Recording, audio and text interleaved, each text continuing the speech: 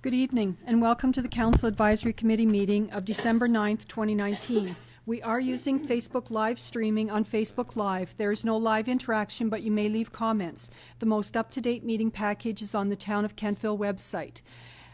We have a few condolences that I'd like to pass on before we begin this meeting. The first goes out to our piper, Ed Coleman, on the passing of his wife, and to Director Bev Gentleman on the passing of her mom. This meeting is called to order. Have all of the councillors received and reviewed their meeting packages? Does any member of council have information pertaining to a matter before this council which has not been publicly circulated? We will be voting by electronic ballot on all matters except administrative. Are there any conflict of interest issues we should be aware of before the meeting commences? CAO Rice, could you please take the roll call? Your Worship and Council, everyone's accounted for with the exception of Councillor Boland, who sends his regrets for this evening's meeting. Excellent. Thank you very much. You have before you the proposed agenda. Are there any additions or deletions? If I could have a motion to accept the proposed agenda? Thank you. Thank you. All those in favor? Those opposed? Motion is carried. Thank you. Moving on to approval of the minutes, you have before you the minutes of November 12th, 2019, Council Advisory Committee meeting distributed. And are there any errors or omissions of the minutes? If there are no errors, the minutes are approved as circulated. If there are errors, the recording secretary will annotate the minutes in red, and the approved minutes will be added to the electronic meeting file. No issues? Moving on. Thank you. Presentations, we have none this evening, so we will move on to our department reports with recommendations, and the directors will present their reports, and they will be accepted into record under one motion at the end of reporting. Specific recommendations will be moved individually as necessary, and councillors may present questions and comments to the directors at the end of presentations. As you notice, our table's pretty skinny today, so the directors that aren't here, it will be assumed that you have read their report, but any questions that you have, you may present them to the CAO as we file through it. So moving on to finance, Deb, if you could start us off, please, Director Kroll. I lost my glasses. I need them. I guess I got to turn this thing on. There. It's all good. Okay. Good evening, Your Worship and members of the council. It's my pleasure to bring you the finance report for the month ended November the 30th. We're looking at the benchmark this month at being 67% if everything was averaged evenly over the year. On the revenue side of the ledger, we're looking at revenue exceeding the average at 88.4% recorded. Taxation remains similar to last month's report at 99.7% of budget. Payments in lieu of tax have been received from the federal government. We're still waiting for the provincial claim, and I did hear from them today that they hope to have that paid to us before the end of December. Services to other government include the records the seconded officer for Kentville Police Services, as well as services to Kings County for snow removal, cultural, and recreation. One half the secondment is recorded, along with 100% of the county's share of the library lease. The county also forwarded payment for the recreation services for not only the current year, but also last year. Last year's was accrued, and this year's we had not billed out yet, but they paid both of those years. The payments arrived over the amounts accrued as well as the budget figure for this year, so in effect, the total variance that we received is $26,900. Sales of services records the sales of Kentville Police Services for background checks. 7 months are recorded as revenue here, and we also record 8 months of sales of financial services to Kentville Volunteer Fire Department. Other revenue-owned sources reports on fines, fees, and permit. This report's above the guideline due to the collection of all those fines and fees. The annual dividend from the Kentville Water Utility has been paid to the town of Kentville. And rentals reports below the guideline because most of the rentals relate to the arena ice rentals. Under unconditional transfers, 2/4 of the Municipal Finance Capacity Grant, this is the new name for the equalization payment from the province of Nova Scotia. We've also received the annual Power Corporation grant and the Nova Scotia Power HST rebate which arrived in July. Under conditional transfers, the federal government contributed $10,100 for summer staff salaries. It's $600 in excess of budget. The remaining conditional transfers are similar to what I reported on last month. Under financing and transfers, all budgeted transfers from various reserves have been transacted. On the expenditure side of the ledger, we're looking at the benchmark being exceeded slightly at 71.6% expended. Firefighting under protective services exceeds the benchmark as the third quarter operating payment has been made, along with the second half of the fire area rate tax collected on behalf of the Kentville Volunteer Fire Department. Debt charge payments exceed the guidelines in most departments, but reflects the debt repayment schedule in all departments. Emergency measures exceeds the benchmark due to wages and materials consumed regarding post-tropical storm Erin in August and Hurricane Dorian in September. Under public transit and to transportation services, this exceeds the benchmark but reflects the payment schedule afforded by King's Transit Authority. And we also received the deficit position, which I reported on last month. Under environmental health services, this exceeds the benchmark but reflects the funding schedule set out by Valley Waste Resource Management Authority. And public housing is the same as last month. It falls under the accruals. There's some savings there. I've taken those savings into this current year to offset the deficit position we were reporting. Environmental development services, planning and zoning exceeds the guideline due to legal expenditures. And other community development exceeds the benchmark due to 100% payments made to the Valley Wren and Kentville Business Community. Shade trees exceeds the guideline due to the cleanup after various windstorms this summer. Recreation administration exceeds the benchmark due to expenditures related to summer staff and the payment of the annual insurance premiums for liability and vehicles. Programs exceed the benchmark because most recreation programs are held during the summer months. This sector also includes Harvest Festival expenditures along with holiday events. On cultural exceeds the yardstick as 75% of the provincial mandatory funding has been made for the regional library, along with full payments of budgeted grants to cultural organizations. Debt charge principal exceeds the benchmark but reflects the debt repayment schedule. All debt repayment will take place by the end of December. There is no debt repayment in January, February, or March of 2020. Transfers to allowances and reserves exceeds the standard as all transfers to various reserves have been transacted. Regarding the summary of outstanding taxes, which is Schedule C, at the end of November, 96.5% of the 1920 levy is collected, and this compares to last year's figure of 97%. Total property tax outstanding at the end of November is $341,299 as compared to last year's figure of $309,088. This equates to 96.4% collected in total, and it's very comparable to last year's figure of 96.6%.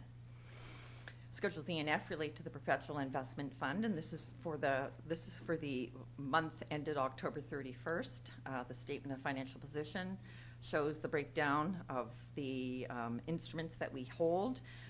Investments total around $13.5 million, and at the bottom of that page you can see the breakdown between cost and market for the securities that we hold.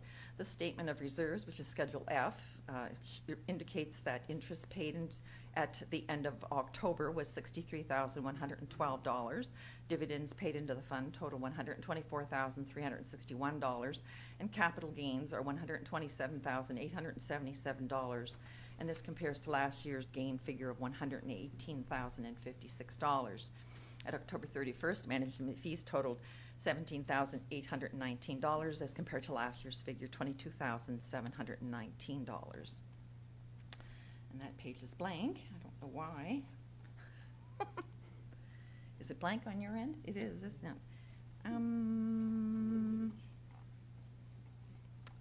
There was more. I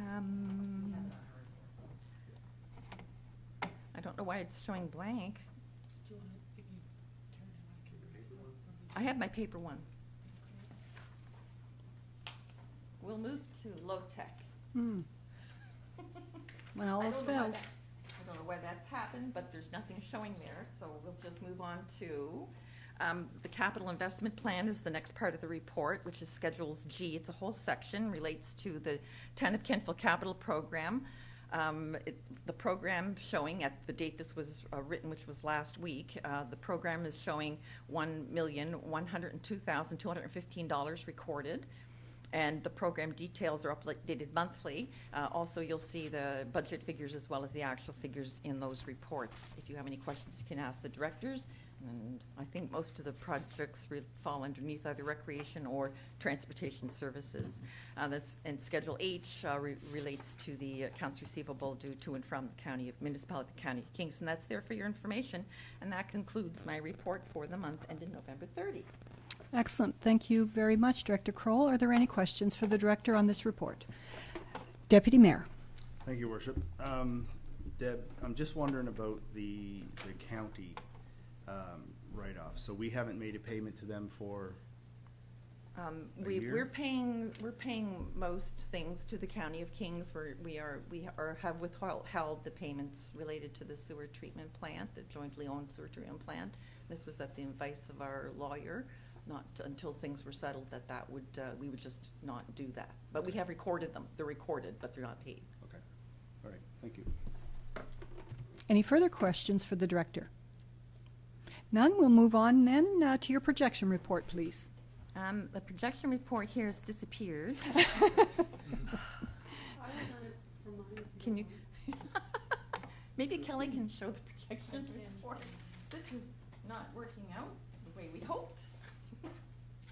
But I usually just precede this anyway. I don't go through the pages anyhow. So I'm just going to talk about the highlights. You have the report in front of you. You've had it for a few days. I'm just going to, the projected deficit is reduced this month. That is good news. We've reduced the projected deficit by $23,100 as at the end of November. And most of it comes from the revenue side of the ledger. Under the revenue side, taxes are increased slightly by $2,000. We have properties that moved from exempt status to taxable status, and those tax bills were sent out for those properties, and it accounted for an additional $2,000 in tax revenue. Services provided to others is up $26,900, and I spoke just a few moments ago about the County of Kings payment for recreation services for the years 1819 and 1920. They came in those 2 years $26,900 in additional revenue. Under sales of services to our own funds, it's up a very small amount, $300. I've taken out the street sweeper budget. We haven't rented the street sweeper at all. That's come out at $1,500, but it's been replaced by the sale of recreation wages to the capital fund for $1,800, so a net of $300 increase in revenue to our sales of services to our own funds. Our own source revenue up very slightly, $600. Miscellaneous Kentville Police Services increased by $300 for transporting clients to Halifax. And miscellaneous recreation revenue, the $300 was granted to us for some doggy poop bags. So all told, we're looking at an increase in revenue this month, $29,800. And the projected increase last month was $3,900. So all told, projected increase in revenue over budget for the end of the year is projected to be $33,000 and $33,700 over budget. On the expenditure side of the ledger, we're also looking at being over budget in this report. General administration is showing an increase of $400 related to office expense. This relates to external collection expense. We've collected some bad debts. We have to pay the collector for doing that, so through $400 has been added to that line item. Under police protection, we're down $3,000. The chief tells me that overtime sergeants will be over budget $2,000, so I've added $2,000 there. But she's discounted the building expenses by $4,000 for heat and electricity, and communication section by $1,000 for maintenance of communication equipment. She feels that those accounts will not be tapped to the degree that we had budgeted. Under protection sales of services, we're down $1,300 from last report, and this is the reallocation of back check wages to other cost centers. Under protection law enforcement, we're down $9,500, and the chief offered this up as savings in the parking enforcement section.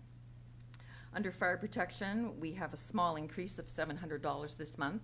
This relates to the hydrant charge paid to the Kentville Water Commission, and this is based on the number of hydrants in the town of Kentville and the number of hydrants in the County of Kings.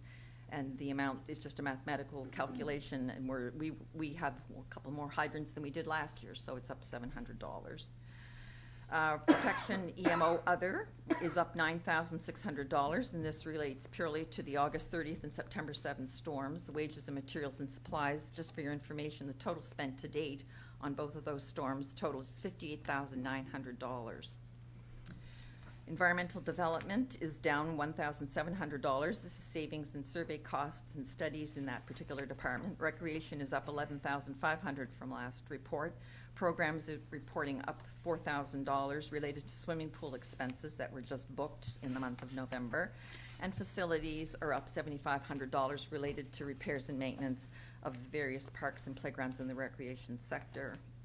So the projected increase in expenditures this month is only $6,700, but I had reported that the increase in expenditures cumulative last month was $74,900. So we're looking at expenditures exceeding budget by $81,600. However, our projected deficit at the end of November has dropped by $23,100. That was from my last report to $47,900, and that's my report. Excellent. Thank you very much, Director Cole. Councillor Savage. Thank you, Worship. Deb, I just had a couple of questions. The first one was around expenditures on protective services. I'm just going to go to it here for a second. Over budget $75,800. So I know under that is the emergency measures other protection, which exceeds budget by $67,300. Right. We've established that there's no grants or any additional monies coming from federal or provincially to cover off those monies now, or do we know? There's nothing coming for that money that's been spent. Okay. They have not declared, to my knowledge, a disaster. Okay. They have not done that yet. But if they did, that would cover mostly infrastructure, from what I understand, our infrastructure that was lost, so that would be of a capital nature. Right, not in terms of operating. Yes. So do we have a surplus, not a surplus, but we have a reserve for that amount, do we not? Or that's just extra, an extra cost on our operating budget for Right this now, year? it's an extra cost in our operating budget. When we add all the numbers up at the end of the year, we'll Yeah. find out where we end up. Where the deficit And is, yeah. normally I bring a resolution to withdraw, a kind of a blanket resolution to withdraw any deficit position.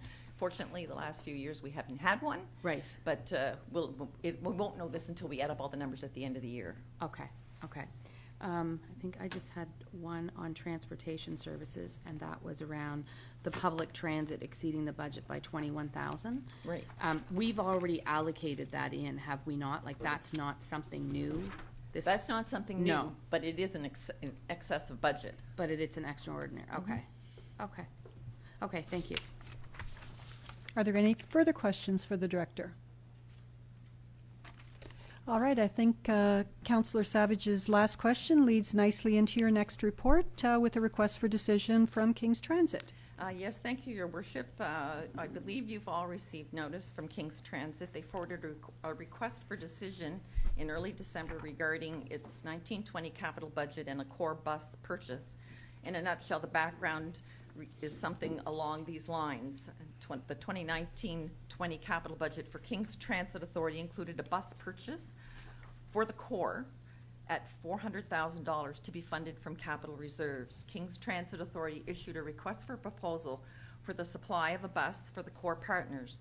The cost of the recommended bid exceeded the amount previously budgeted by approximately $200,000, and therefore approval of a supplementary capital budget by the owner councils is required, as outlined in the intermunicipal service agreement for King's Transit Authority.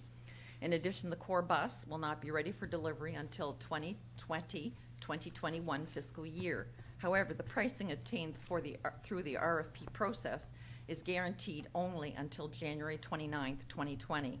So King's Transit is asking the core partners the following: that the 1920 core bus purchase be moved into the 2020-2021 fiscal year, that council approve the additional funding required to purchase the core bus with the additional funds coming from the capital reserve fund, that council approve the issuance of a purchase order for the core bus prior to January 29th, 2020, and that council approve the supplementary capital budget as supplied by King's Transit Authority to support the award of RFP KTA 19-05.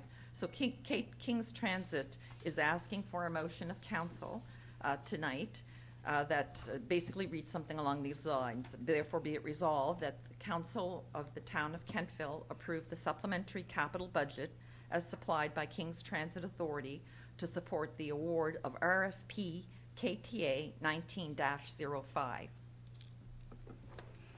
Thank you, Director. So we have a recommendation that Council Advisory recommend approval of the supplementary capital budget as supplied by King's Transit Authority to support the award of RFP KTA 19-05 to be ratified at a special council meeting tonight, the 9th of December.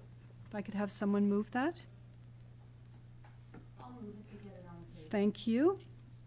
Thank you. It's been moved and seconded that Council Advisory recommend approval of the supplementary capital budget as supplied by King's Transit Authority to support the award of RFP KTA 19-05 to be ratified at a special council meeting tonight, the 9th of December. Discussion. Councillor Savage. Thank you, Your Worship. Director Kroll, what's your recommendation? Is this your recommendation?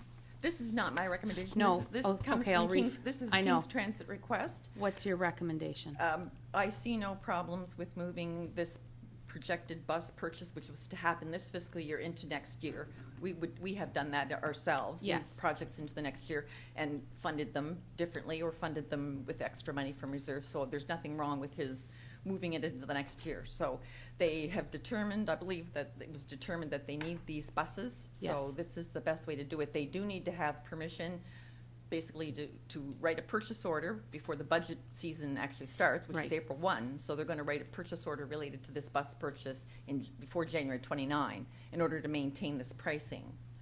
So yes, I agree with the bus purchase. Okay, thank you. Councillor Andrew. The only thing I wanted to just say, and I was reticent to share it last meeting, but is that there is and while there's not a plan, and there is some research that'll be forthcoming that'll hopefully likely lend to this, I think some of this is a bit of a, based on a projection, that what is going to come about from research and is a plan to incorporate some smaller vehicles, some smaller, more cost-effective vehicles into the fleet. And so that these, and I think that was maybe in that report even, the rationale for keeping the buses, the larger buses. The idea being that, I don't want to say a community, but say there's a community that's off of the main route that wouldn't require a large bus. We keep those big buses running as quickly as possible, and so you have, it could be in our own town. It could be the north end of Kentville, that there's smaller buses that are doing more frequent routes Right. and getting people on that main thoroughfare. That is what's being talked about. That kind of thing has happened elsewhere, and it probably makes sense. It is, I was frightened to come tonight. No, seeing, I actually didn't, I expected a smaller number. I knew it was off, but that's a significant number, and you don't like to see numbers like that. But in order to continue providing the service, I doesn't seem like there's an option, and that's not a nice place to be as a council. But I think there is a vision for a much better service, not just a better service in terms of the financial end of it, but providing better service for our residents too. Excellent. Thank you. Is there any further discussion? Councillor Savage. Thank you, Your Worship. Do we know if the rest of the core funders are in agreement with this? It's all going to all the respective councils within the next few days. Within the next few days? They need a decision before the end of the month, and all of the councils are finished as of the 20th of December. Have there been any discussions with the other councils as to what they may opt to do? Not from my end. No. It's either one or all, so. Okay, So even if That's you were okay. to be in favor, or all of them, all the partners have to Mhm. be in favor in Okay. order for it to proceed. that's great, that helps. And that was my point. Okay. Thank you. Deputy Mayor. Thank you, Worship.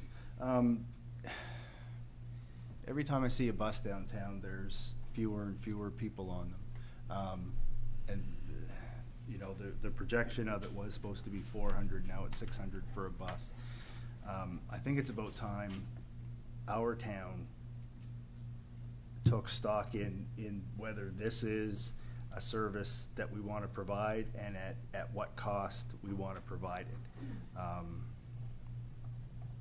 I don't know, it's very discouraging, and then when you have, you know, people that want to continually provide the service, and I understand there's folks in the community that need this service, and they don't have a lot of money to spend, and I can appreciate that.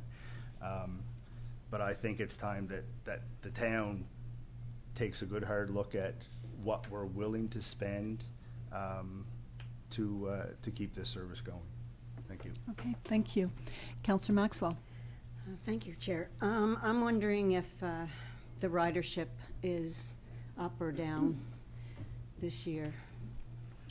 Councillor Andrew, if you I could can answer that. It's basically the same. The core, which is this section, is down slightly. I would say it's a negligible amount, but there is seems to be down the other end. It seems to be a bit of a rise, and so for whatever reason. But I think there is.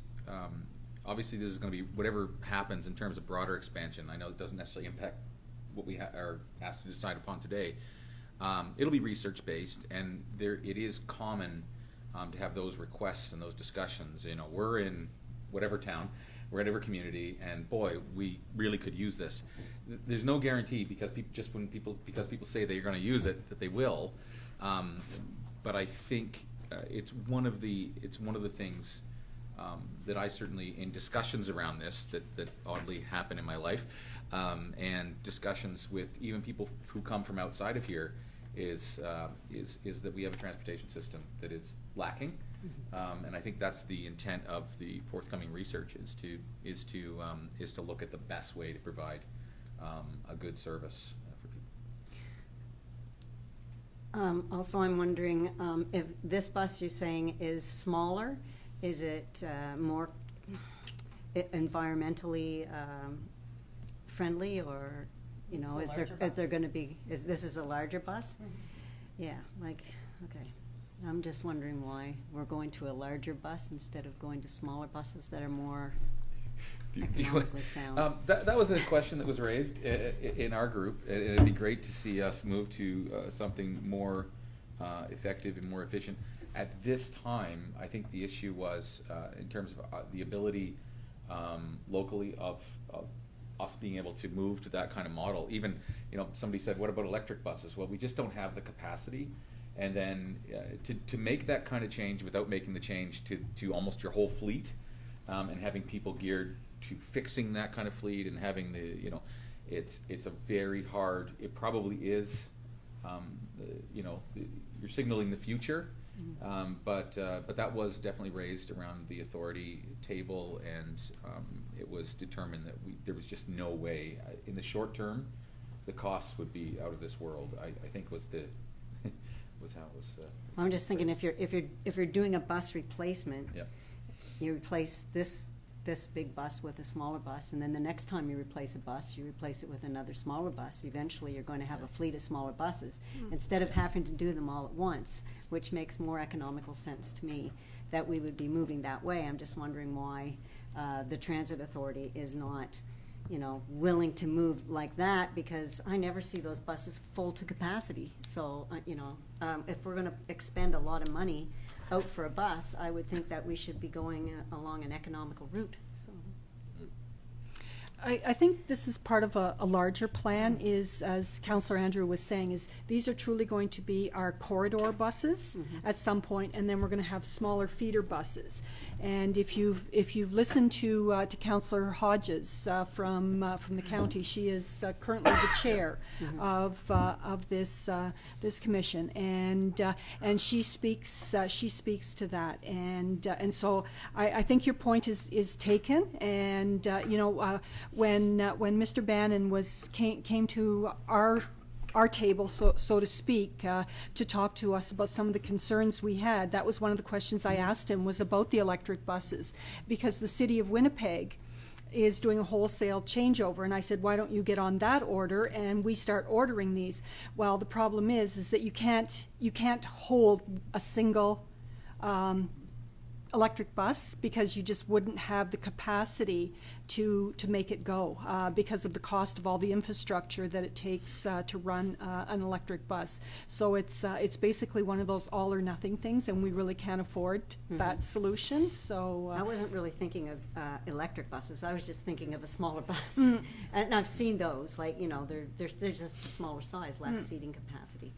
But just something that maybe Councillor Andrew could bring up at the next meeting. And if I may. Sure. And I certainly will. And I have certainly, visually, it seems like the same thing. However, the numbers seem to support that there are a couple of times a day, at least, and that could also be addressed through some of that. So it may be that even in the core, there's times, but especially moving forward with a hope or with a strong thought that there's going to be these feeder buses, certainly moving that direction. Those vehicles, I would think we would move to something with more green. But we will continue, and certainly our chair on the authority is very green-minded and forward-thinking. So we'll continue in that. And she is a bus user. She has pointed that out, Yes. that she uses the bus to go back and forth to university, and she says that, you know, at those major times, that it's standing room only on the bus. So, you know, she is an excellent proponent of this service. Councillor Savage, your light came on. Thank you, Worship. I mean, I'm comfortable moving it into the next fiscal year for them. I mean, but I think, you know, there's just, when they talk about some of the factors that contributed to the dollar value in excess of the budget, and they say the amount budgeted was an estimate based on an imperfect market-related information and assumptions on the range of vendors that could respond. I think, as you said, it sort of speaks to something larger, and I'll be interested to see over the next year sort of how Mr. Bannon and the committee do with this, because it's, you know, $200,000 extra is a significant cash outlay for the taxpayers. So, Yeah, it is. thank you. Thank you. Deputy Mayor. Thank you, Worship.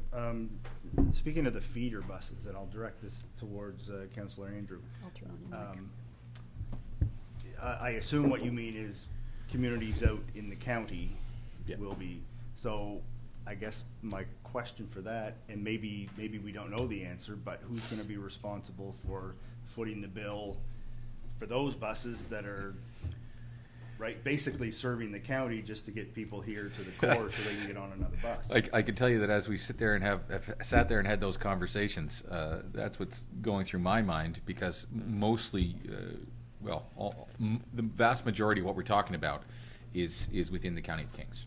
And so presumably, although that can get you in trouble, presumably the County of Kings would be the largest partner to need to buy into that. And not that I think they're, you know, from my understanding of the layout of Kentville and where things are, I think we could probably use some of that happening in our town. But by and large, you've got, you know, the smattering of communities, and we could probably all name 10 of them up and down the valley that probably could use that kind of service. So you raise a concern. The people in Kentville probably, not that we don't care about our lovely friends, 40 kilometers down the main road, but we don't want to necessarily pay for their transportation service. So that will be something that we'll contend with at the authority, and I think our new CAO will be present in some of those discussions too, to make sure I'm strong enough. And yeah. Thank you. Thank you. Is there any further discussion? Are you ready for the question? The question is on adoption of the motion to recommend approval of the supplementary capital budget as supplied by King's Transit Authority to support the award of RFP KTA 19-05 to be ratified at the special council meeting tonight, 9th of December. Voting is now open.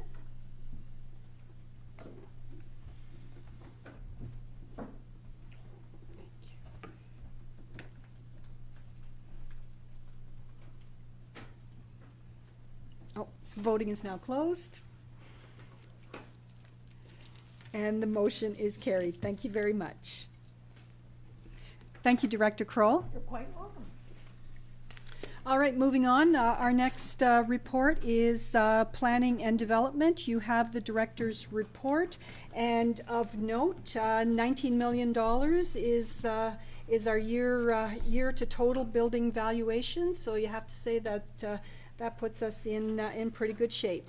Is there any questions for the CAO on this report?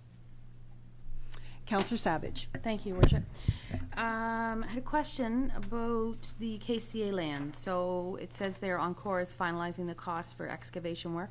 I think it was in the last either council or CAC meeting I had asked a question about at the time that they signed their docs when they absolutely had to start putting the foundation or the footings in or what have you. Did we find out when that was, CAO? Yes, it was basically the development has to be completed within the 24 months.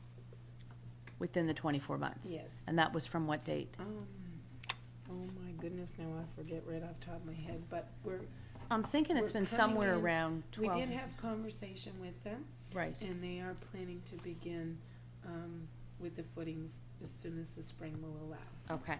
They have just completed all of their design work on the project, and now they're planning. The plan is to move into the construction phase very early in the spring. Okay, that's great. And I just have one other question about the McDougall Heights 26 lot subdivision between Acadia and Dalhousie.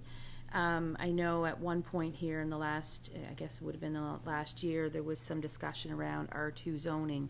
Has there been anything come up on that? Or it's all deemed to be, or looking at all R1? That's they haven't changed anything. No, and no requests or anything for the No, 26 not lot? Okay. not yet. Okay, No. great, thank you. That's all I have, thank you. All right. Moving on to our community and economic development, you have the report in. Oh, No, you haven't released it to me.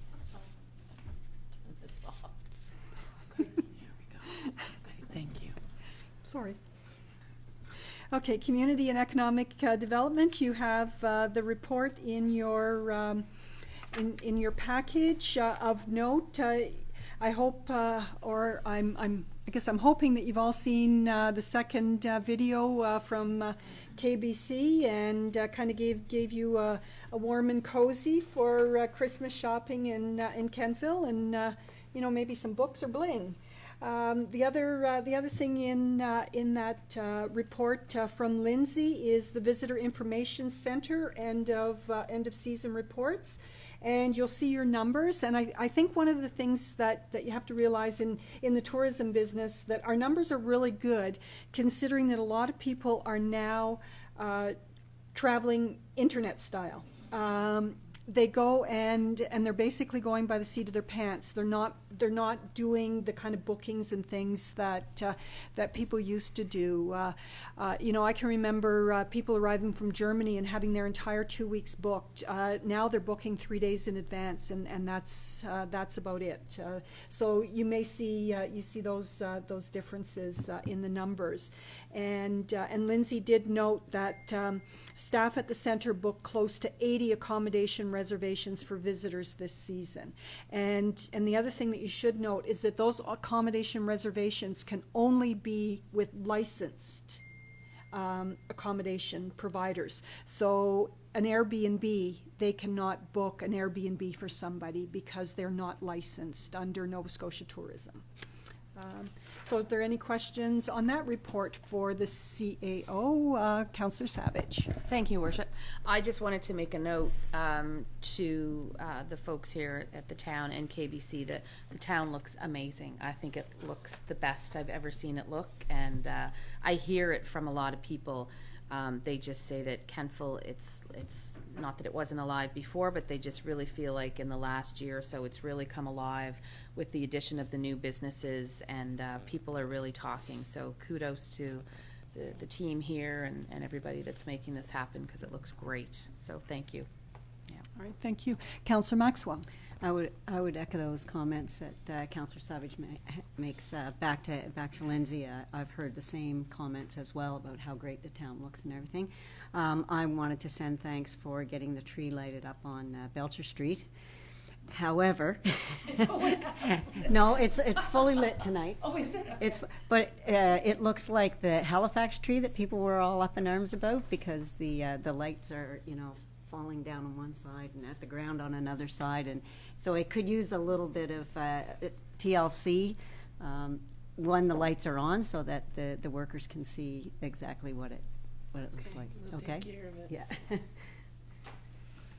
All right, is there anything else on this report? All right, we're moving on to Parks and Recreation. So you have the Parks and Recreation report in front of you. Of note, Centennial Arena, again, is in full operation, and anything that you're looking for, and bookings online are very popular. The other thing as well is that our third annual Kentville Plays event was quite a success, and people are still talking about it. And our Torchlight event as well was quite successful, and lots of lessons learned, especially when you end up with more people out than you expect, and places are too small. So that's probably a good problem to have, and I think that Director Bedingfield and her staff have already got some solutions for next year. So are there any questions for the CAO on that one? All right, moving on. The next one we have is the Chief's report, and that is as submitted and approved by the Police Commission. And if there's any questions, I'm sure that the Deputy Mayor would be happy to answer those. Or do you have any comments, Deputy Mayor? No, I think aside from everything she does, all the stuff that we talked about at our last meeting, I mentioned at our council meeting. Excellent, thank you. So, Councillor Andrew, you have a question. Please to Councillor, yes, for the Police Commission. Could you please just extend my gratefulness? Someone had some fireworks go off illegally behind Miners Marsh, and my dog was in the backyard, and in a panic actually cut her back trying to get out of the backyard through the fence. So I don't know if they caught the culprits, and they were very pretty. However, I live down by the marsh, and my dog was running frantically on Duncan. So she was very upset, and it was, I know that the Kentville Police Service had lots going on that night, but they did take some time in their rounds to give me some reports where they saw her running frantically, and she did eventually come back. But anyway, it's also a reminder, we have rules in place, and they may sometimes seem petty, and what harm can some fireworks do? But it was, she's still shaken. Honestly, she is. She's so it's and they, I don't know, we're thinking about Prozac maybe or something. Yeah. But anyway, so please extend thanks for that. I will. Thank Sorry, you. too much animal info? I mean, it's serious. It's serious. No, I don't think she will. I just would like to make a note, Your Worship and Council, as I have been on both sides of the policing coin, with the RCMP policing and municipal policing. And I would just like to say that those kinds of incidences and those kinds of comments only come with community policing. And I know sometimes that we think sometimes that our community policing budget is high or somewhat high, but that's what you're getting. And not to take anything away from the RCMP, because I'm not, but they don't do community policing. And so those are the kinds of success stories that make the decisions that you make around your municipal police force all the reason why you make them. I had to get that in there. Yeah, thank you, CAO. Councillor Pulsper. Thank you. I noticed under staffing that there has been 3 new officers hired, 3 new full-time officers? No, No? term. Okay. Their term. just term Their officers. term. Filling in the Okay. absentees that we That's have right now, the lack What I of was staff. wondering. Yes. Yes, Yes, okay. no, they're three-term officers. Term officers. All right, thank you. Okay. Are there any further? Oh, sir, go ahead. I'm almost positive the 3 officers went from term to full-time. That was back a few months ago before I even came on the scene. You had a whole recruiting process. So you had some term or part-time officers that went through your hiring process and were successful. These are now replacing those Oh, yes, yes, yes. term Yep. officer, yeah, those officers, yes. Anything further on that report? All right, moving on.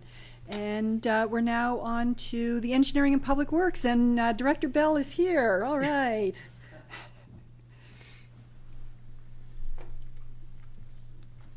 May do it or you? It's Yeah.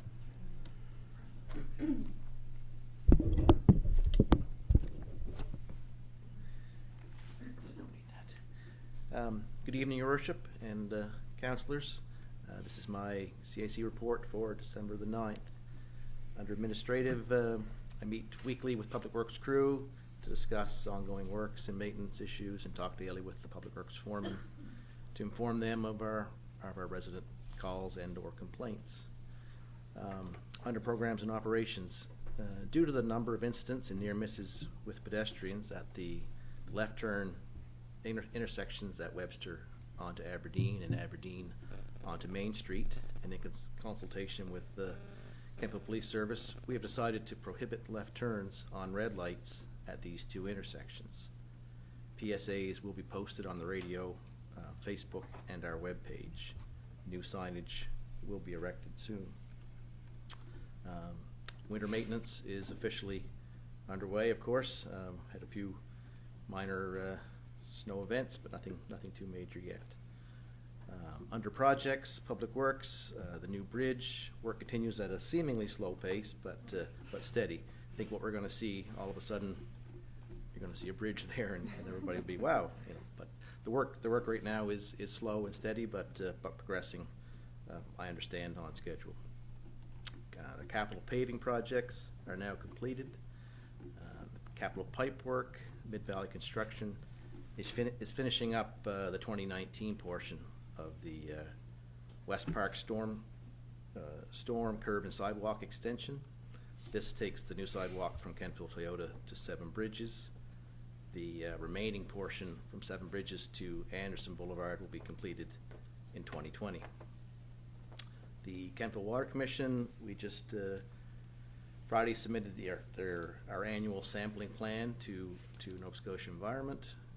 They came back today with a couple of little questions, and that got finalized this morning. So that's officially been filed with NSC.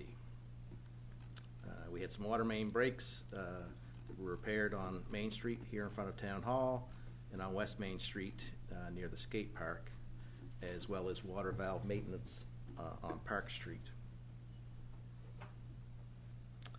Tender is now out for a propane generator from Mitchell Avenue Water Treatment Building that will allow the deep well pumps and treatment facility to run during a power failure. I mentioned that during last CAC that it was proposed, and now it has gone to tender. We'll be closing late next week.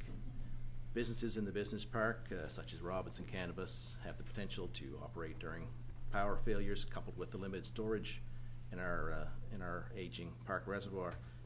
Necessitate the need to supply treated water during these extended power outages that we seem to be having more and more of. I also attended my first Kentville Water Commission meeting late last month, the end of November. Under sanitary sewer utility, again with our capital works project, the Blossom Drive sewer replacement down to Belcher Street is now complete, but the section scheduled to be replaced on the Prospect Avenue section may have to be postponed until spring 2020 due to the time of year and availability of asphalt. It was a late tendering. I guess engineering was late being awarded, and therefore tendering was late. And Mid-Valley didn't get started really until late this fall on their entire project. So that one my recommendation is not to open up the street now that asphalt plants are closing in the coming week here in the valley. Under public engagement, we met with multiple homeowners and business owners impacted by our capital works paving, pipe work, and sidewalk projects. Had frequent phone calls and visits. The drop-ins have been moderate, and letter correspondence is needed. I will say the phone calls are down significantly from my first month. I guess being that first month, everybody was calling to welcome me, I guess. But no, the calls have been less frequent, but everybody's being taken care of. Under meetings and events, we have senior staff meetings every Tuesday, of course, and regional sewer meetings the third Tuesday of the month, third Thursday rather, and safety meeting first Wednesday of every month, and the water commission meeting quarterly. Those are a few of the meetings that I attend, of course, on a regular basis. And that is my report for this CAC. Open to Excellent. questions. Thank you very much. Deputy Mayor, please. Your Worship. The sidewalk, or the continuation of the sidewalk to Bonavista, Correct, yeah. how are they gonna shore up where the shoulder washed It's- away during the storm? It's very, very narrow there, and they're not gonna do a whole lot this season. We as Public Works have put in a lot of oversized rock, and I think it's to the point where it's stable for the winter. But that entire piece where they haven't finished is owned by Parsons, and of course owns Mid-Valley. And I think that's partly why Mid-Valley even was interested in the project. They wanted to sort of be in control of the how that was filled in there, because the plan is to pipe the large pipe that comes under Park Street from I still want to call it Marshall Motors, but you know the property I'm talking about. I guess it's CBS Communications. yes, exactly, CBS, Computerized Business Solutions. That large culvert, that's where the washout Yep. is occurring, and it's not far enough, you know, into the to the north side of that. I almost call it a ravine. It's very, very low. Parsons own that land. It's zoned commercial, and they intend to pipe that, hook on to the end of that short culvert that I just mentioned, pipe it to kind of a zigzag across parallel to Park Street, and then back north again to hook back to where it normally meandered through their property, and fill that property. It seems like a big undertaking to me to fill that, to try to reclaim commercial land, but it's their decision, I guess, and their choice to fill it. So that's on the you know, their short-term plan, and they plan to work on it over the winter. What they can do, some things they can do, some they can't, due to working in the brook needs to be done during June to September, drier months. That's enforced by environment, but they're going to fill it and bring it up to grade, and that's where our sidewalk will be, is next, you know, on that property, which will, I guess, eventually be a commercial property. Okay. Thank you. You're welcome. Councillor Maxwell. Hi, I'm just Yes. wondering, the Blossom Drive easement to Belcher Street, will that get paved before the snow flies? or- Absolutely, yes. Yeah, okay. My first, I was told that it was hoped to be paved today, along with the filling in the pavement along Park Street by Dexter. Dexter's doing Mid-Valley's paving, I understand, and that they want to get things cleaned up this week prior to their plant closing. They may be open a few days next week, but this week or next. So I was hoping it was going to be today before the rains came, but because we're going to get rain, then we're going to get freezing temperatures. But Yeah. it will definitely be paved Okay, good. this before Christmas. Yeah, I keep hitting it all the time. Yes, so. is it down again? I've asked them to fill it a couple times. It's down a bit, yeah. It's down a bit? Yeah, Okay. it'll probably be down more tomorrow. If it rains, yes, it Yeah. will be. Also, I'm wondering about the sidewalk on Belcher, the sods and the weeds and that whole situation, what, if anything? We still have is- holdback from Dexter on Okay, that, good. and of course, they've asked for the holdback, and I've told them they're not getting it because of the, you know, a lack of,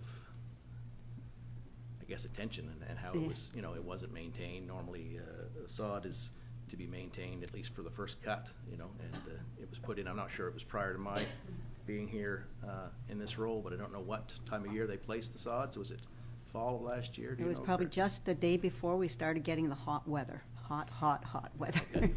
It just burnt Yeah.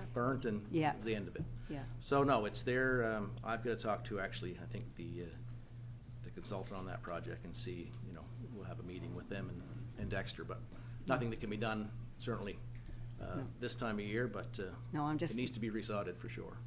Yeah, and then something has to be done with the weed situation as well, because the soil that they used was obviously dirty soil, and there's weeds where there never used to be weeds. Right. Came right up through where the sod Well, and died. even where the pavement meets the curb in the road, weeds are coming up there because the soil would have dropped down into those Okay. crevices. So, yeah, it's pretty bad. Some respects, I don't know. There's pros and cons to sodding versus hydroseeding, and I don't pretend to be an expert on either, but I think in areas there where it may not be maintained by property owners, that we might see a better longevity of having it hydroseeded versus sodded again, if they're not going to be maintained. But Yeah. we'll look at those options. Good, long as it's clean. Exactly. Okay, thank you. You're welcome. Are there any further questions for the director? None? All right, Director Bell, thank you very much. Thank you. All right, our next report is our communications report.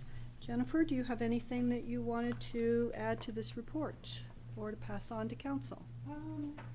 I guess the focus on the Random Acts of Kindness event that we did, it was very successful and very well received. Obviously, when you bring someone free pie, you're going to be very well received, and that was what happened. We were graciously given 50 pies by Apple Valley Foods to celebrate that they're in our community, but also to share some love to the businesses and homeowners in our community. And it was really fun to give them out and to have them appreciate the gifts and to tell them how much the town appreciates their business.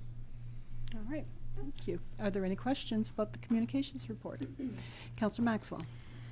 Thank you. Hi, Jennifer. I'm wondering if the website, if it's complete now, or if there's still more work to be done on that website. We would say it's 99% complete. There are some things that are going to come when there's an upgrade that becomes available that is not associated with our designers or with the town, but there's an upgrade to some part of it that hasn't happened yet, so we're waiting on that. Is there something specific that you're Well, looking for? I was looking for previous agendas and so on, previous minutes of meetings, past meetings, and things like that, and I had an awful hard time trying to find where I was supposed to go to get that information.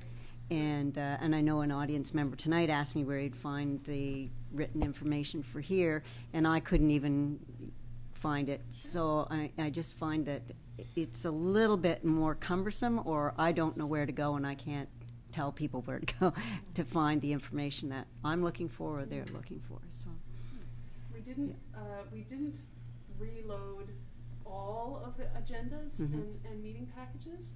I think we chose only to do the past 2 years. Yeah. So if that's something that councils really feel strongly about, we can start to load those previous years. Yeah. It'll take a bit of time, but we can load Once them. I found them, I was okay, but it took Okay. me an awful long time to find them, to Yeah. find what I was supposed to click on to get to that. I found it difficult, Okay. okay? Just to let you know. Councillor Pulsifer. Thank you. On the old website, there were quite a few years of minutes and agendas and so on. So I was just wondering why you weren't going to reload back further than 2 years. I can't remember the discussion about that. I think we do have to reload them manually. So after we had put so much effort into putting the website together, that wasn't our priority. It was making sure that everything was Right. running properly. So if now that's a priority of council and you want us to start backloading those, then we can definitely do that. Well, I just felt 2 years was not a long time to go back. I know prior, I was always interested in going back, even 5 years to see minutes from back then. It's of interest, Okay. that's my personal opinion anyways. I think also we chose 2 years because the traffic on the older years was so low that Okay. it wasn't deemed Right. worth our effort. Mhm. But if you would like us to Well, do that, we can. It's just me anyways. Okay. Counselor Maxwell? Yes, just to respond to you, I would like them on for at least our term, because I was looking for something, and I have my notes and everything, but I had written down, but I didn't have them complete enough, so that's why I wanted to go back and find the actual minutes to see what they said. So I would like at least for our term of office to be there. Counselor Savage? Thank you, Worship. Jennifer, if they were just archived, is that easier to load them up as archived documents, or it takes just as much time to, the same, is it? Okay.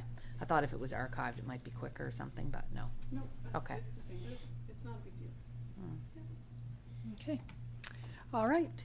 Moving on to the CAO's report. Yes, Your Worship and Council, as you can see, and you'll have to forgive my voice here. We have, as you say, there's nothing there with Valley Waste and King's Transit. You've had that discussion. With regards to the union negotiations, I'm very pleased to say that I have held, we've had 2 preliminary discussions with the members, just myself and the chief and two of their representatives. And we've actually gone through the whole contract now to get a feel of, where they see the contract, what needs to be just housekeeping, what needs some real discussion. And so they've been very productive, and hopefully we'll kind of put together some of the comments on both sides, and we'll have those ready to start again in the new year. The business park, as you can see, it's still looking to relocate, and we do have an in-camera session on that in a little bit. There's 3 staff and 2 counselors that will be attending the Mentoring Plus program tomorrow. Unfortunately, the chief is not able to attend due to personal reasons, but there will be 3 staff and 2 members of council traveling down tomorrow. I did, as you can see, I did meet with Jeremy Lutz and Julian Boyle around the PACE program, and as you know, I explained to them, it's not a program, it's not dead in the water. From council's perspective, they're still very, very interested in moving forward, but we do have some issues that have to be worked out around the funding and questions, and so they were very understanding and very open with that. There's a list of the meetings that I attended, and quite willing to answer any questions should you have any. All right, CEO, thank you. And a first question, Counselor Savage. Thank you, Your Worship. CAO Rice, there's a section there where it just talks about the business park, that the commercial realtor and staff have revised the marketing approach, which has supported the increased interest. So I'm just wondering how they've revised the marketing approach. It's nothing, just I think that from the real estate's perspective, they're putting a little bit more push on it from their side. Okay. It's not something that we've done collectively and handed in. It's just, they've just informed us about, they're putting some more push on. Okay, thank you. Counselor Pulsifer. Thank you. The Calkin building, has there been much activity on that? There was lately? there's been 2 showings. But we haven't heard any feedback from those showings. So I didn't get a chance to ask Lindsay today, but up until Friday, we hadn't had any feedback. It was just showings. Okay, thank you. Councillor Savage. Thank you, Your Worship. But just Councillor Pulsifer made me think about the Calkin building. So, and just kind of going from memory here, but I know we had talked about the price of same, and we were sort of going back and forth on what the income approach was and if it was fully. And we're preparing that report. We're working on it as you speak, and we'll have it for you for January. CAC. Okay. So as it stands right now, purchase price or the listed price is the same as what it was. It's the same. Okay, thank you. Nothing has changed. Okay, thanks. Are there any further questions for the CAO? All right. We need a motion to adopt the staff reports as presented. Thank you. Thank you. It's been moved and seconded that staff reports be adopted as presented. All those in favor? Those opposed? Motion is carried. Thank you. We have a couple items of unfinished business. The first is policy statement G57, committees of council. You have before you the recommendations for amendments to the G57 policy statement. We have a recommendation that Council Advisory recommend approval of the amendments to the G57 Committees of Council Policy Statement. If I could have a motion on that. Thank you. And a seconder? Thank you.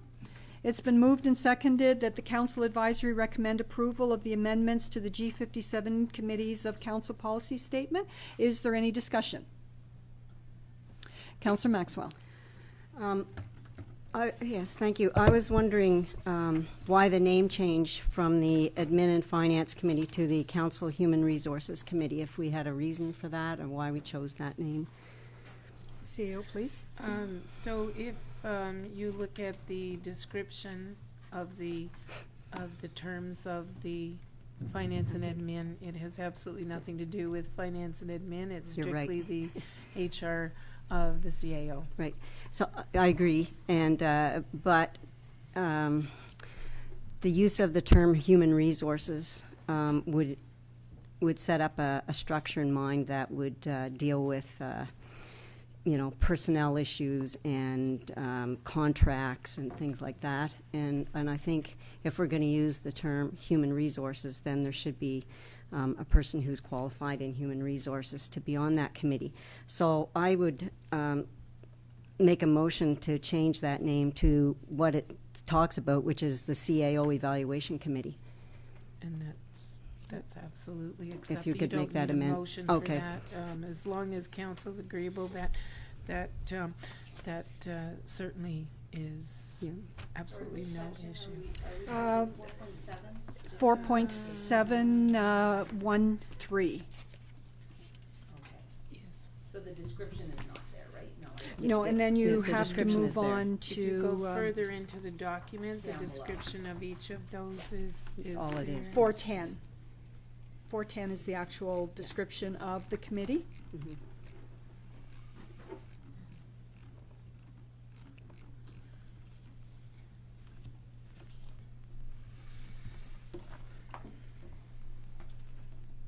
Councillor Andrew? My only question was, so the mayor is no longer an ex officio member of all committees? That's correct. That's correct. That was an old holdover, and I actually was not on all committees. Right. Deputy Mayor. That was my question as well. All right. Councillor Maxwell. Okay. I had another concern with 4.1.7.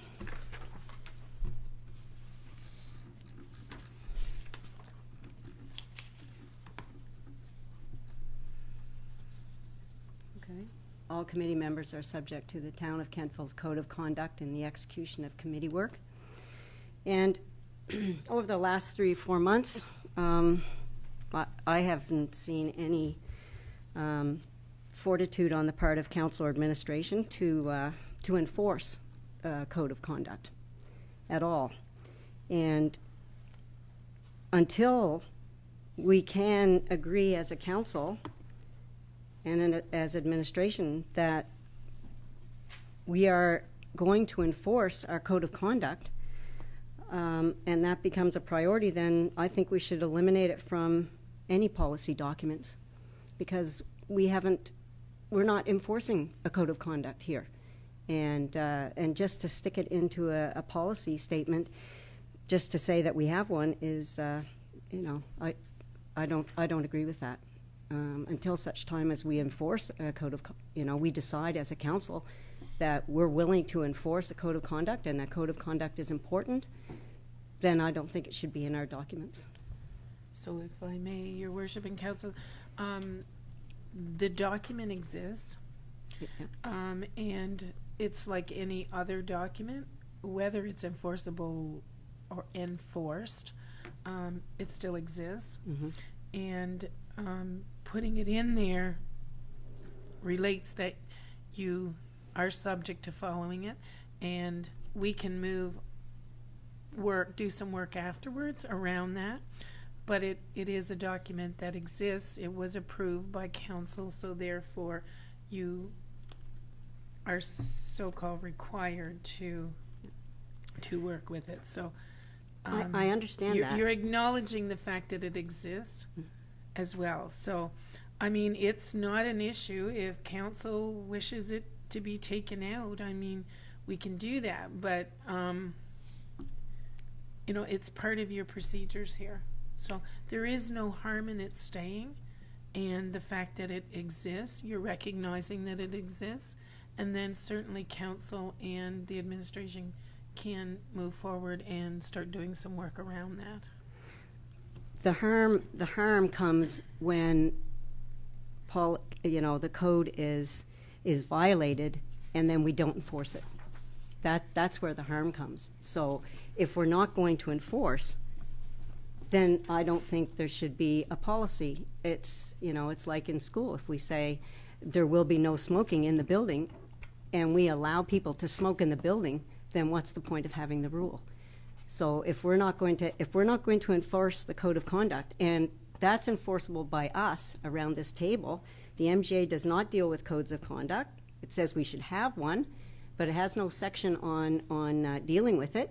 It's up to us as a council to decide that a code of conduct is important enough for us to have the fortitude to enforce it. Investigations don't need to be done in public. I don't know of any organization who does an investigation in the public. The police don't do their investigations in public. Human Resources doesn't do investigations in public. Nobody does investigations in public except the results of investigations are brought into the public. And so if we're going to use those as reasons why we're not enforcing a code of conduct, then there's no point in us even having one, or even talking about one, or even acknowledging that we have one. And I haven't seen any examples of us willing, over the last 3 to 4 months, that we're willing to enforce a code of conduct. Where other councils have enforced their codes of conduct, this council has chosen not to enforce a code of conduct. So, I would make a motion that we eliminate it. That we, until such time as we decide as a council that this is an important thing, that we need to do it. Councillor Maxwell, we have a code of conduct coming before our CAC in January, as agreed by this entire group.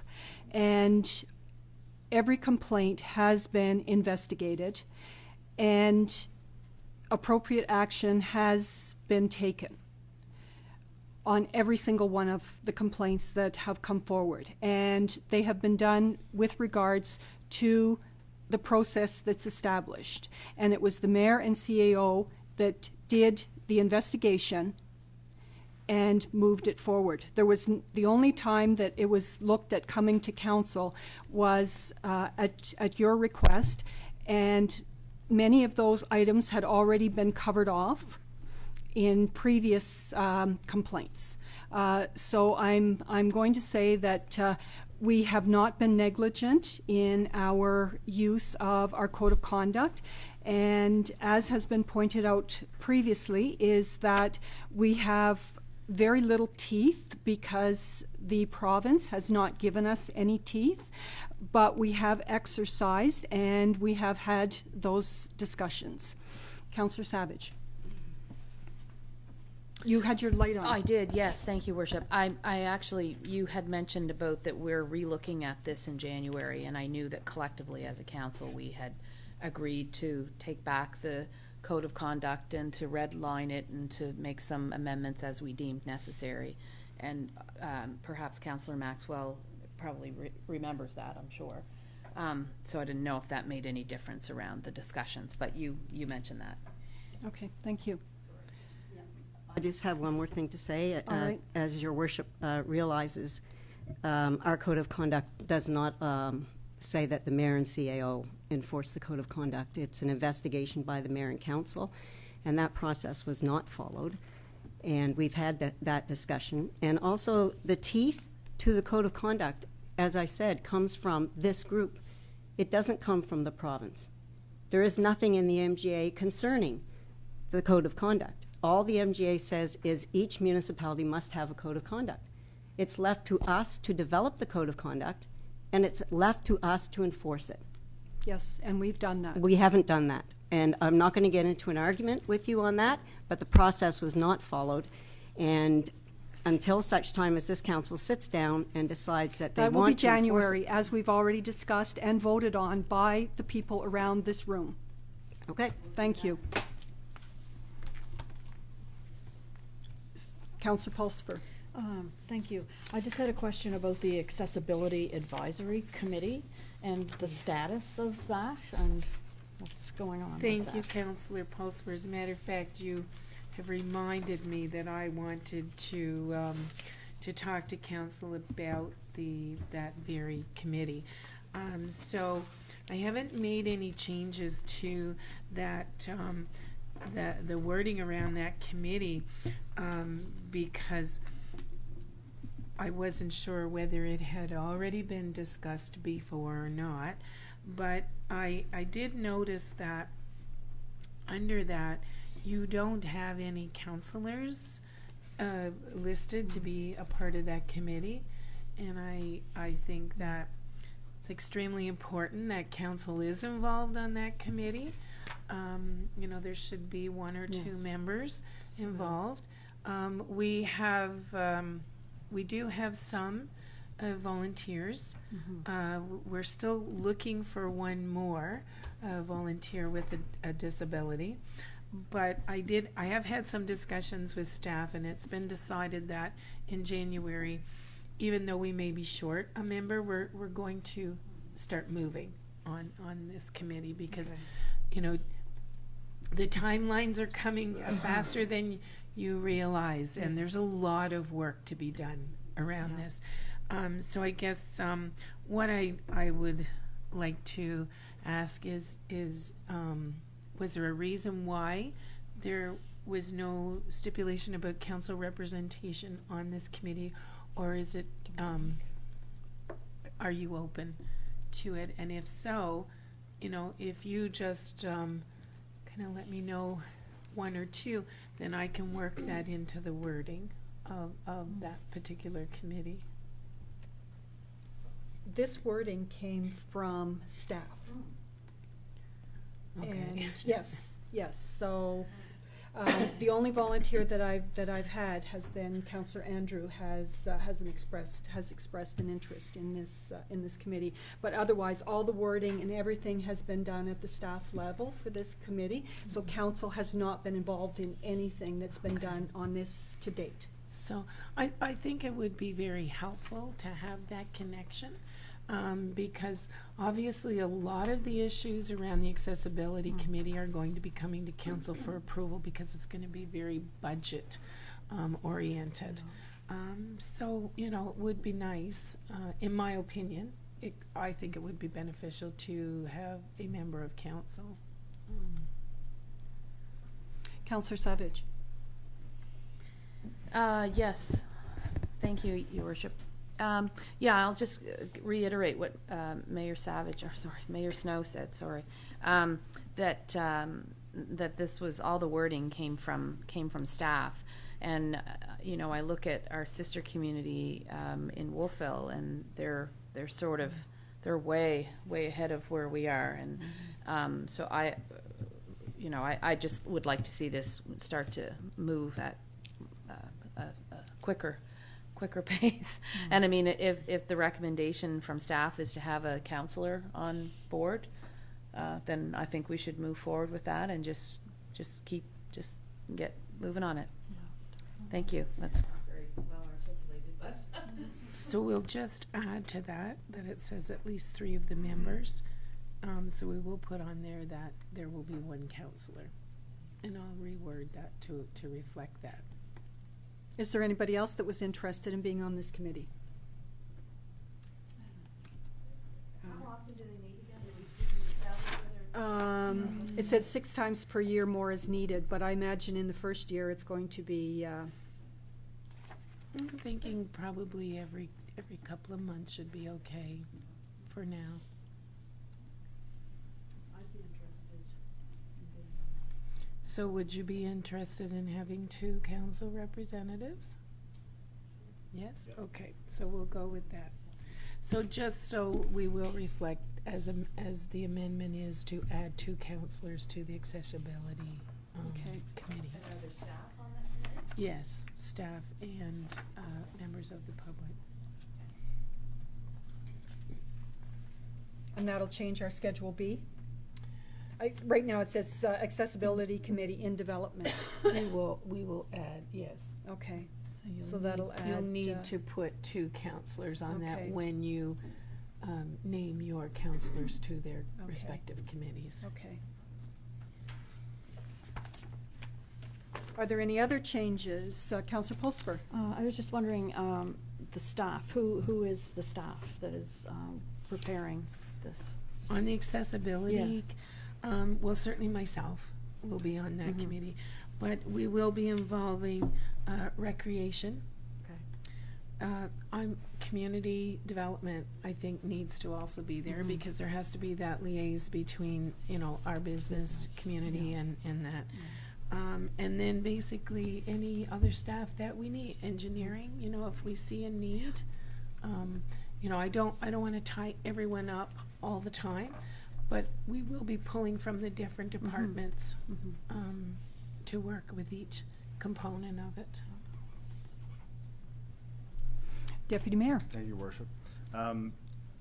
Would it be in line if we invited KBC or a member from KBC to be on that as well? Because they'll be the voice individually to businesses downtown, because I'm assuming the majority of the accessibility is going to be based around the commercial area downtown.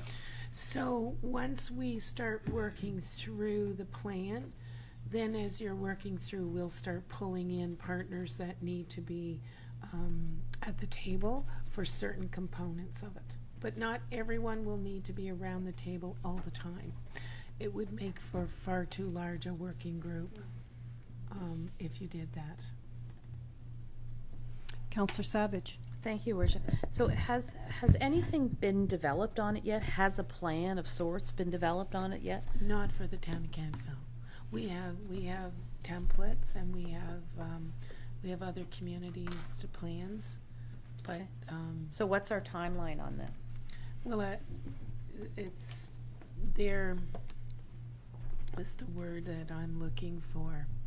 The province The announced. province is going to be proclaiming by the 2021 a proclamation, sort of like a without prejudice proclamation, yeah. whereby this is going to be, you are required. This is happening. Absolutely, yeah.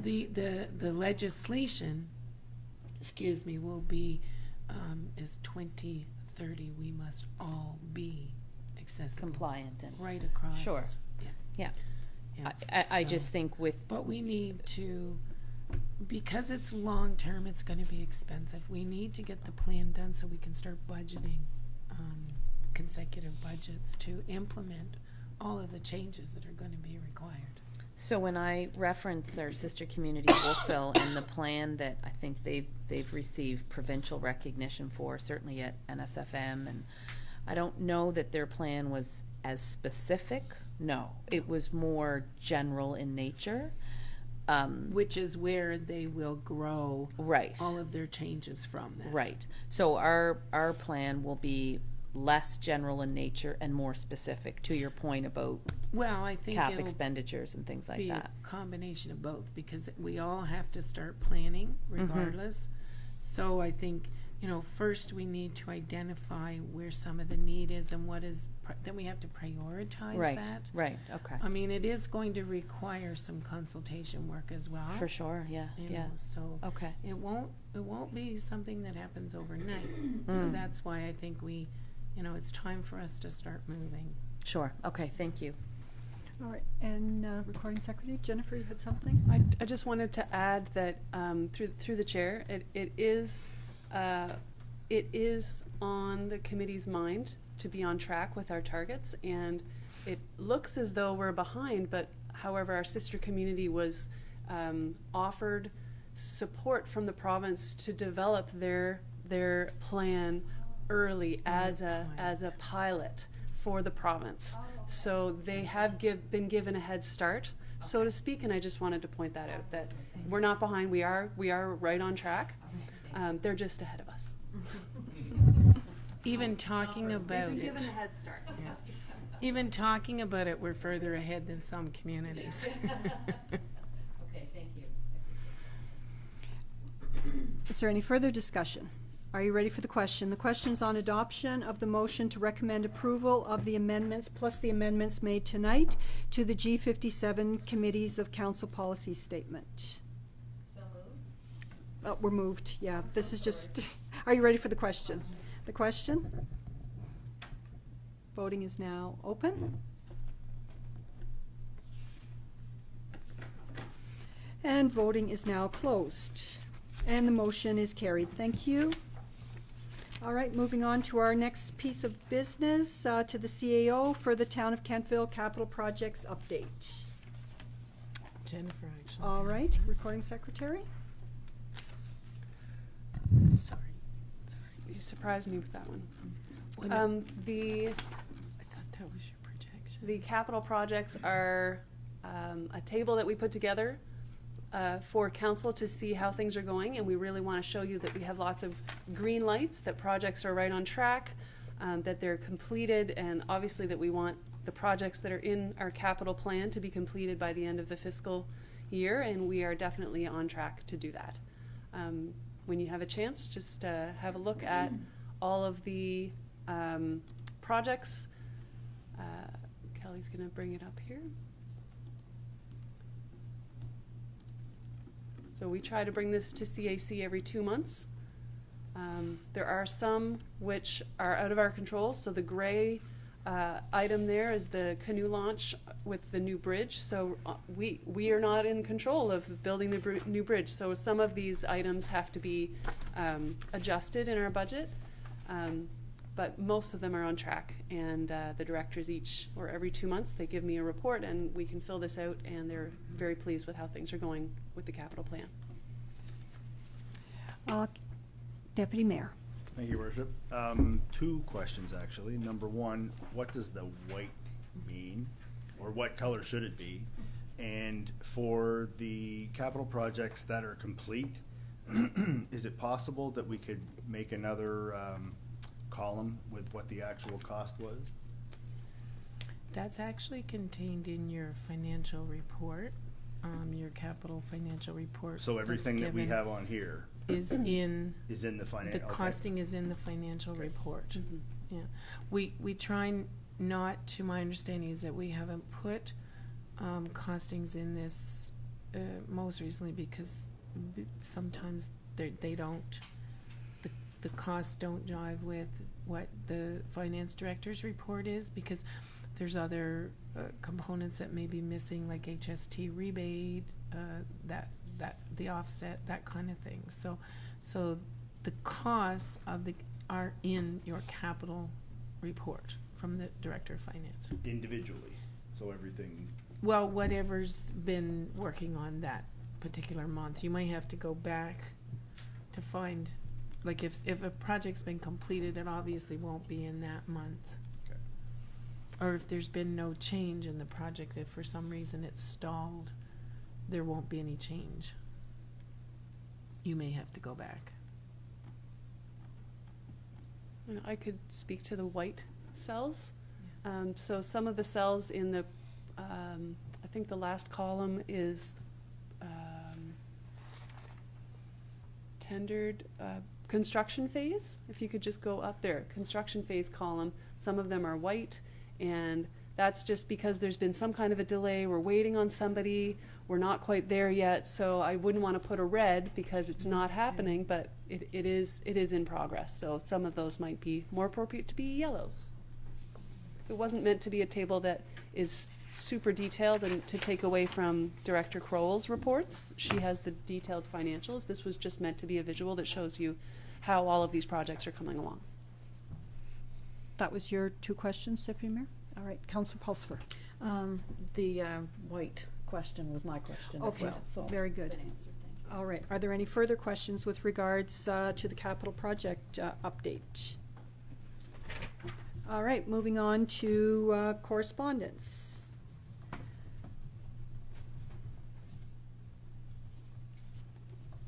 So our first piece of correspondence is from Pierre and Corinne Hobers and Noise Bylaw, CAO.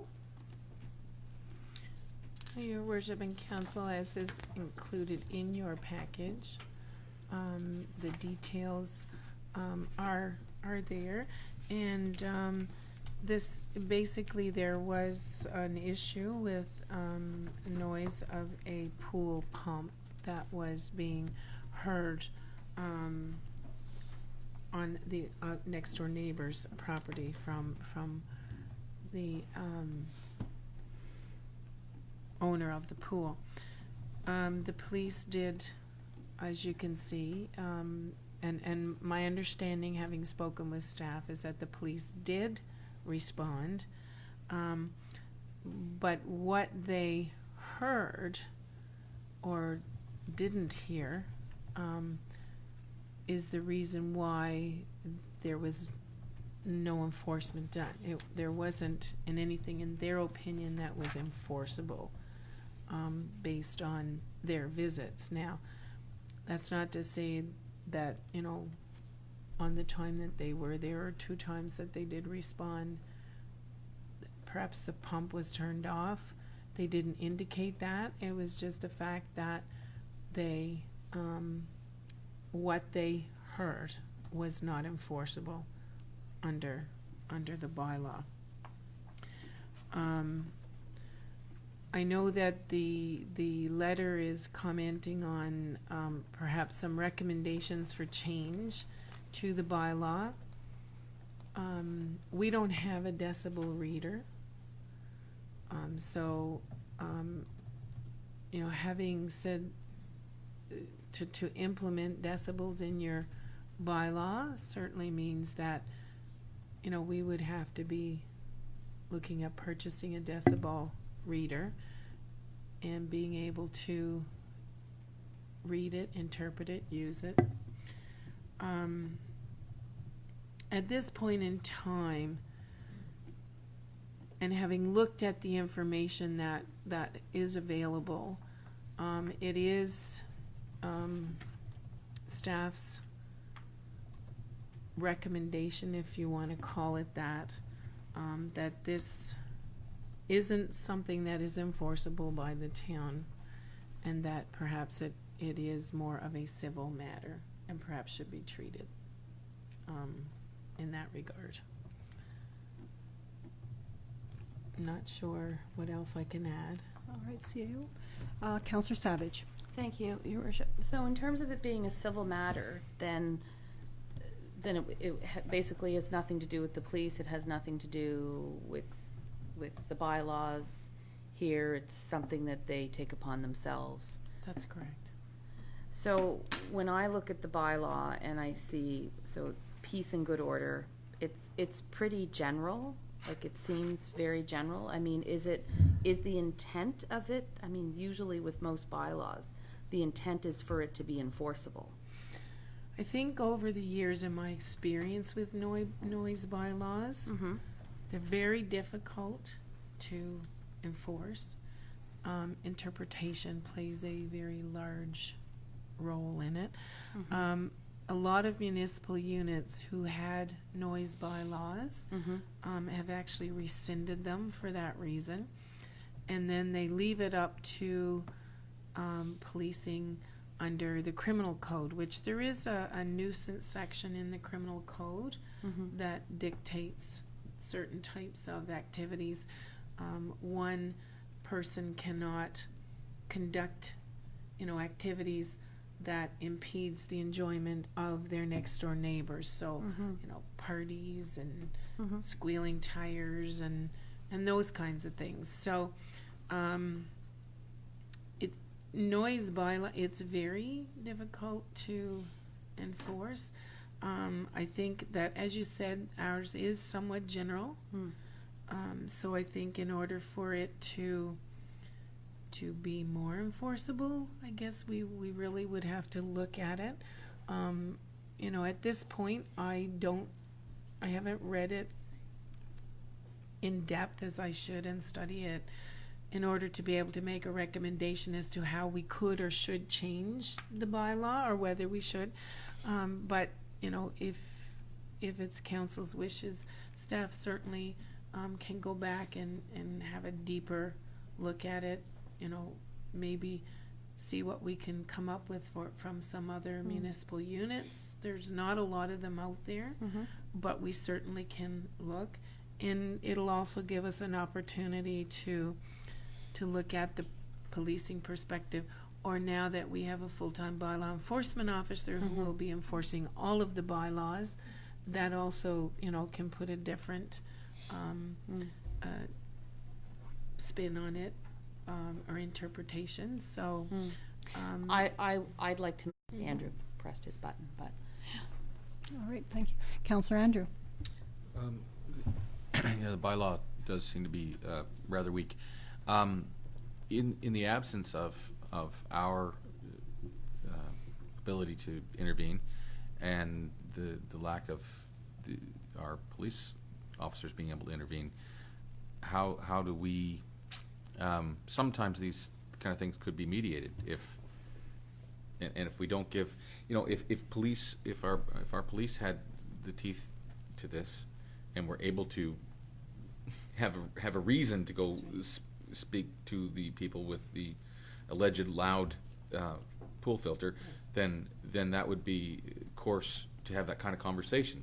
Is there a way to work together on this? But if we haven't given them, the justification to be there and knock on someone's door, then it makes it challenging. So that's my thought so is. they have been there and Yeah. they have had a conversation, but there was no appetite Okay. for what you're suggesting. Okay. Well, you always hope that people would find a way to work together. Councillor Maxwell.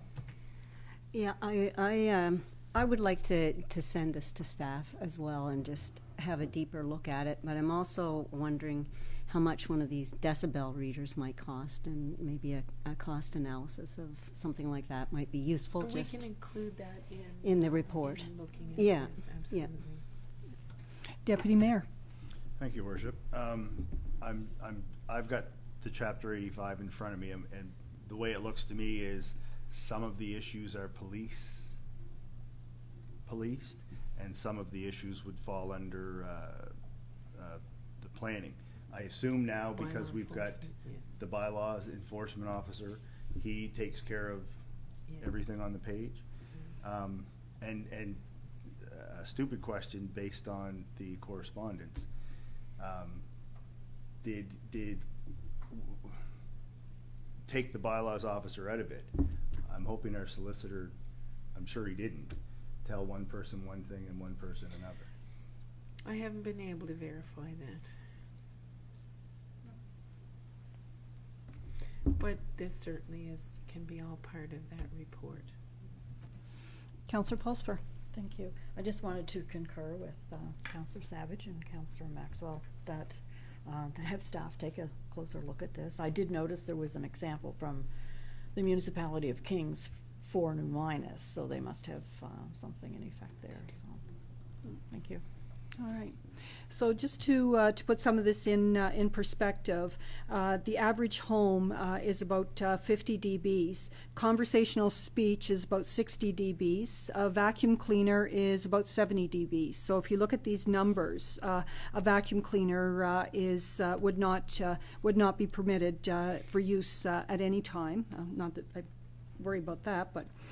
And curbside on a busy road is about 80 dBs. So this is the other thing that we have to put into perspective is how much a dB is, and how do you limit what during the day goes out. And I realize that we're talking nighttime, and there are issues here, but as the CAO has pointed out, and when our police officers went there, they did not hear what the complainant was hearing.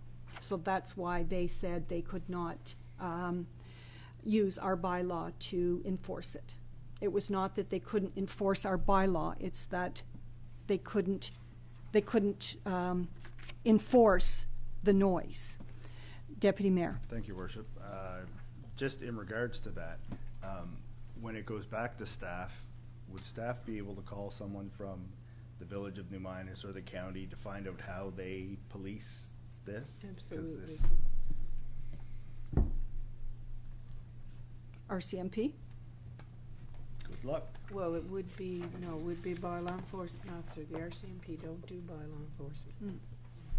So I think we're in agreement that this goes back to staff, and we should expect a report probably February? I would say probably February. February CAC? Is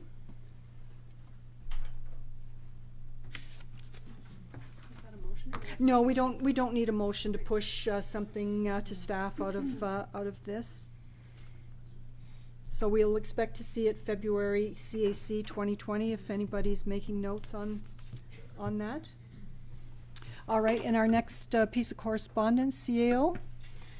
It is a letter from the MLA, from Keith Irvin's office, and as you can see, they are looking at some work that's being done around recruiting and retraining more doctors. There is a committee already in place comprising of the Wolfville Deputy Mayor, Kings County Deputy Mayor, board members of the Annapolis Valley Chamber of Commerce, and himself, Keith Irvin. And they are doing some work as the IDEA's residency retention program, which targeted at the 10 physician residents that complete their 2-year residency in the Valley. And a coordinated effort to connect and integrate these professionals into our communities can only strengthen the opportunity for retention. There is a possibility of provincial support for this work. They are developing a proposal to the Cultural Innovation Fund, which is Healthy Community Stream. And however, this program does not fund staff time, and this has emerged as a much needed gap in our plans as an interagency committee. Though we are confident much of the work can be done by volunteers, a part-time staff person is needed to advance work between committee meetings.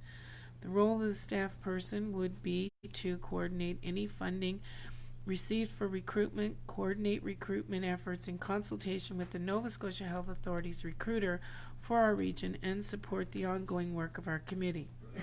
As this is a collaborative effort, we are confident that there are solutions, such as one municipality contributing a staff person for 1 day of the week, cost shared by other municipalities.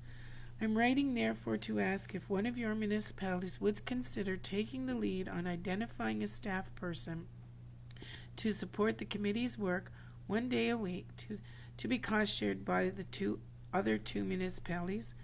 He is also reaching out to Mayor Don Clark to ask if Town of Berwick would join in this initiative. Ideally, we would like staff person support in place as soon as possible. One thing is clear, collaboration is needed on doctor recruitment for Kings County. I hope your municipalities can find a means to support this important initiative. Yours truly, Keith Irvin.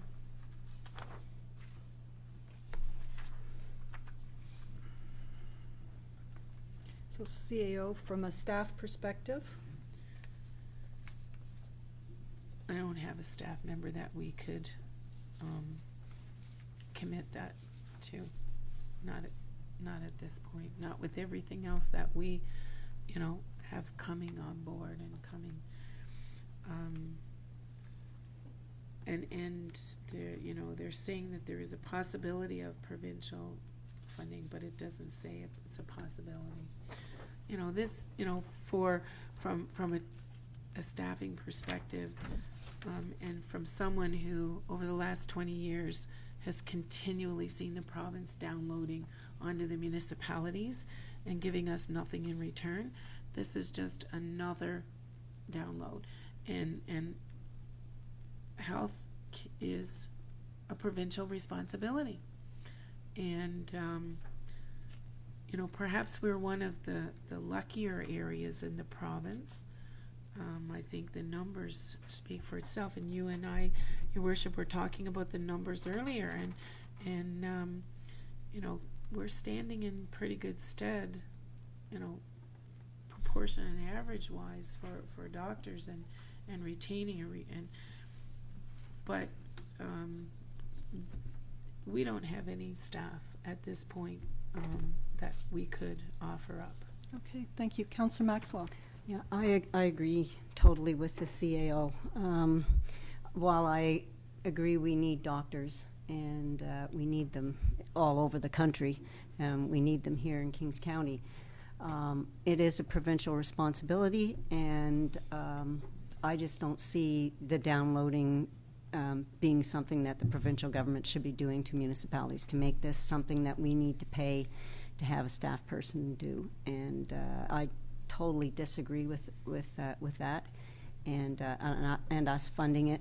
I think the liberal government should be looking after this, both provincially and federally, because it's not a problem just in Nova Scotia, it's a problem across the country. So. Thank you. Councillor Savage. Thank you, Worship. I became involved with this committee in my capacity as deputy mayor a year or so ago, year and a half or so ago. And it was more around the collaboration piece and sort of best practices, what some of the, what the county was doing, what the town of Wolfville was doing. And I don't know that Berwick was ever involved in this piece, but I'll ask Mayor Snow for you maybe just to speak a little bit about like what's actually happening within the town of Cantville in your capacity, and just some of the prospects that you're meeting with, and sort of how that all rolls up, and some of the connects that you have. Yeah. Okay. Thank you, Councillor Savage.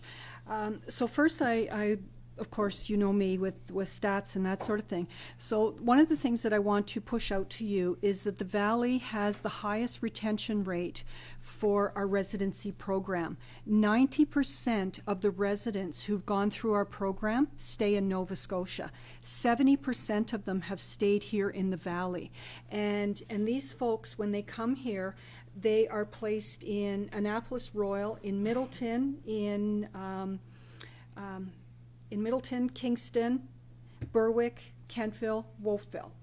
And as I say, 70% stay in the Valley. And I actually read a news article today that 21 of 24 of them since 2018 or since 2017 have stayed in this area.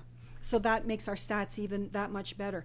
Now, if we go back a few years, you'll recall that I spent time with the Valley Regional Hospital Foundation, and in that time, recruiting was not done by NSHA. And what was happening was basically each town or each area in Nova Scotia was doing their own recruiting. So if you had a rich foundation, then you had more money to go to recruit. And when this Liberal government first went into power, they said that's the wrong way to recruit. We should be recruiting for all of Nova Scotia, and nobody should have a leg up on anyone else. And so now what we're seeing is NSHA has rolled out a bunch of recruiters, and we actually have 2 recruiters in the Western Zone. So Western Zone goes from Hants Border, so to speak, all the way around to Yarmouth. And that's our area. So we have 2 recruiters in that area. Now, that may not seem like a lot, but the thing is that when a doctor comes to Nova Scotia to be recruited, they have told the recruiters where they want to visit. And then the recruiter brings that doctor. So it's not like a doctor is coming and they're just dragging them around to every town in Nova Scotia. The doctor pre-picks where they think they want to be. The last doctors that I got to sit down with was a lunch because they were between meetings, and so we could only do lunch. Needless to say, I did talk with my mouth full a few times, but at the end of the day, they're actually coming back to Kentville. So we have some really great stories, and Valley Regional is such a great hospital. We don't have a problem recruiting doctors to this area. The other thing as well is that we have some really great collaborative practices. I mean, look at that building that's being built in New Minas. If you remember Marissa Davidson and her husband and the recruiting work that they've done. So we have all these great initiatives happening, and they're happening without funding. The other thing that I want to point out in healthcare is that as municipalities, we tend to get pushed at double taxation, because when you think about it, any new equipment that big picture the province decides to put into a hospital, if you remember when we got our MRI machines, the community always has to pay 25% of that. So if you think of Kings County and a piece of an MRI at $10 million going into Valley Regional, we had to pay $2 million for that. Well, the MRI that went into the QE2, Halifax, with 400,000 people, had to raise $2 million. So we are already disadvantaged because of our size and capacity. So as Councillor Savage and Councillor Maxwell have said, this is more downloading on us, and this was our Liberal government who put this recruiting process in place, and it is working. The thing with our medical system is that doctors decide how many doctors are going to be trained. The other thing as well is that there's not a residency position for every doctor that's trained in Canada. So some doctors come out of medical school and don't have a position to go into training. So the system is broken higher up than just at Nova Scotia, and Councillor Maxwell pointed it out that this is a Canadian problem. It's a world problem. It's not a town of Kentville problem or a Kings County problem.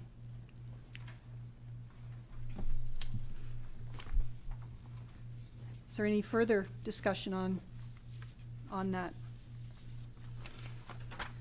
So I guess we'll send him a letter to say that we do not have a staff person, and we don't appreciate the downloading in a really nice way. CAO?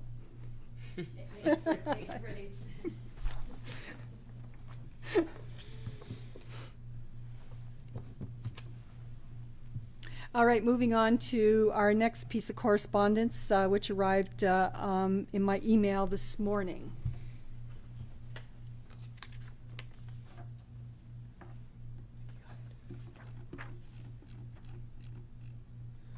So this is from the Kentville Silver Glider Skating Club, and as I'm not, perhaps I should read the whole thing. I'm not sure if everyone has been able to see it. Okay, so dear Mayor and Council of the Town of Kentville, Kentville Silver Glider Skating Club is hosting its annual Christmas Ice Show on December 15th, starting at 6 p.m. at the Kentville Centennial Arena. Participation in this ice show gives our skaters a chance to showcase their talents and all that they have learned so far this year, from our pre-can skaters to our senior skaters. They're all very excited to show what they can do on the ice. Our synchro team has a new coach and a new name, Valley Fusion, and will be competing this year in the pre-novice category.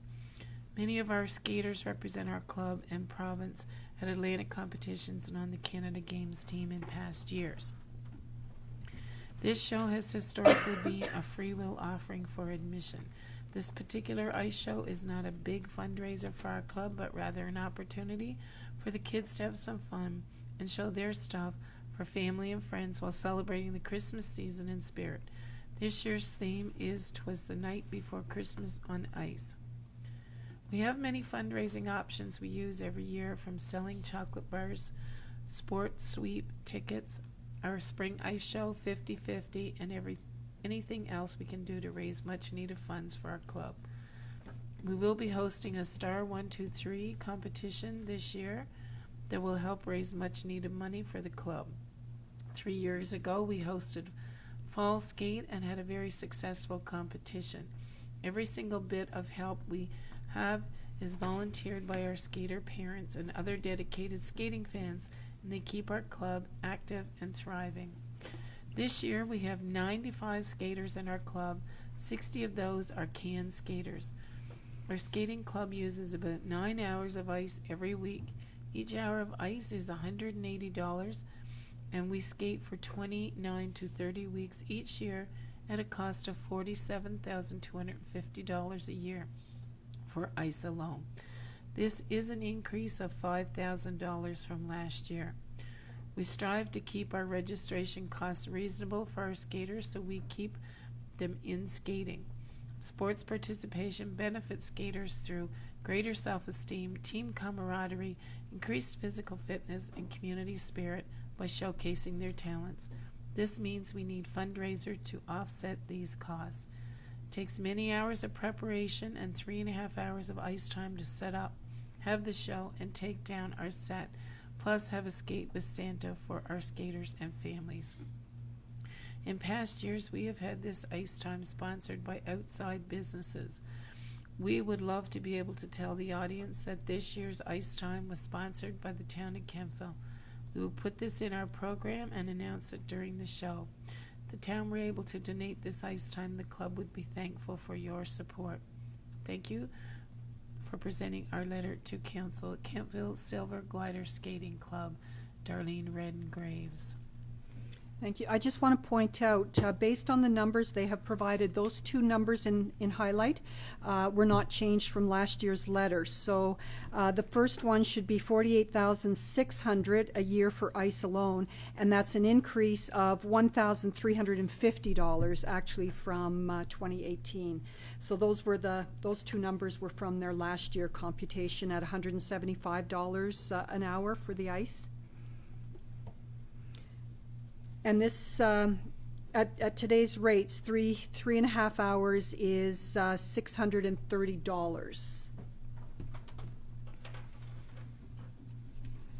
And they, last year, before they came to us, they had made an ask for marketing of the town of Kentville, and we had contributed $250, and then we bumped that up to to over $600 to meet their ask. This year, they did not even bother coming to us prior to submitting this letter for any marketing funding for their program. So do we want to discuss this now or move it to new business at 6 of one, half a dozen of the other? No discussion? Councillor Maxwell. I'll open it up for discussion. I know that we have a grants policy, and that's an important thing, and we've talked about before. We've made some exceptions due to emergencies and things like that. Now, I know that this group came to us last year at about the same time, at the last minute, and wanted us to do something, and we did. And I'm wondering if anyone followed up with this group about the grants policy and when the grants were supposed to be, put in, when the requests were put in. Just wondering whose responsibility that would be, and wondering if that was done, because we did make an exception last year, and so in order for me to make a decision, I need to know if anything was done. So I can't comment, Your Worship and Council, on whether they were actually followed up with, but I know that grants to organizations, you put an ad out, and it's on your website every year. Now is the time to apply. Here's the deadlines. this is what you need to do, the applications, everything is there, and it's very well publicized. And it must be because you handed out $27,500 this year, which was your whole fund during the grants process. Now, I mean, if they have to be responsible. I mean, we can't contact every single No, I understand that. group Yeah. to let them know. So, if you're looking for funding, you're out there all the time watching and looking. But it was advertised. All the other groups that you gave funding to obviously saw it and filed applications. That's I can't comment whether they No. themselves were actually contacted. No, I was just hoping that perhaps we had, made that stipulation last year and they were informed that they should, follow our grants process in the future. And I guess we'd have to go back to look at minutes there to see if anything was said. Councillor Maxwell, I think with this one, we didn't do a grant because all of our grant money was gone. So what happened was we did it as a marketing. And so that's why the 250 was bumped up to meet the 600 for Okay. their program. Okay. So we did Okay, it. We that did it makes as sense. marketing because at the time, Director Bedingfield had no wiggle room in her budget, Right. and this had to come out of her budget. So Okay. we did it as marketing. Okay. Deputy Mayor. Thank you, Worship. We supported this last year, and I voted for it last year against my better judgment, because where does it end when this stops? Do we appreciate their business? Absolutely. We love the fact that they come to the Kentville Arena, but we also love the fact that Acadia Minor Hockey comes to the Kentville Arena, and the Beer League, as it's known, comes to the Kentville Arena, and Shinny and stuff like that. And we do have a grants policy, and to quote another counselor, what's the point in having a policy if we're not going to follow it? So I just think we reworded it last year as a promotion as opposed to a grant. We can't be responsible to let everybody in the community and extended communities. We can only do so much to say we have a grant policy, and this is when it happens. Apply then. So yeah, I wouldn't support this year. All right, thank you very much. Councillor Pulsifer. Thank you. I guess the question I had was if the club was aware of when the grants are to be applied for. It's put in the advertiser, is it? Yeah. And on our website and On the Facebook. website, right. But I guess the club would have to be constantly checking, I guess, the website and the newspaper to see when indeed the grant applications, were accepted and the time period that they had to work within. As Councillor Maxwell said about the last year's acceptance of their request, whether there was anything said, we're doing it this year for you this way, but in the future, we do have a policy for applications which is between a certain time period, and this is how it works, type thing. So if that wasn't reported and given them the information, then I guess they're thinking this is how it does work. I just send a letter within a few weeks or a week prior to the event and hope that everyone will go along with it. I mean, I am torn. I don't think it's an unreasonable request, the $630. I mean, I always thought of it as more of an in-kind thing by not charging them for those 3.5 hours of ice, but I guess that's not the way it's worded. I think I brought that up last time about in-kind. The club works hard, and I think, it's an important aspect of our recreation department, the skating club. and along with the many other programs that are available here in Kentville. And in the past, I mean, we did support them on an emergency basis. That was last year. And we've also supported other sports and youth groups on that same basis because we believed in, you know, in their value and what they bring to the town.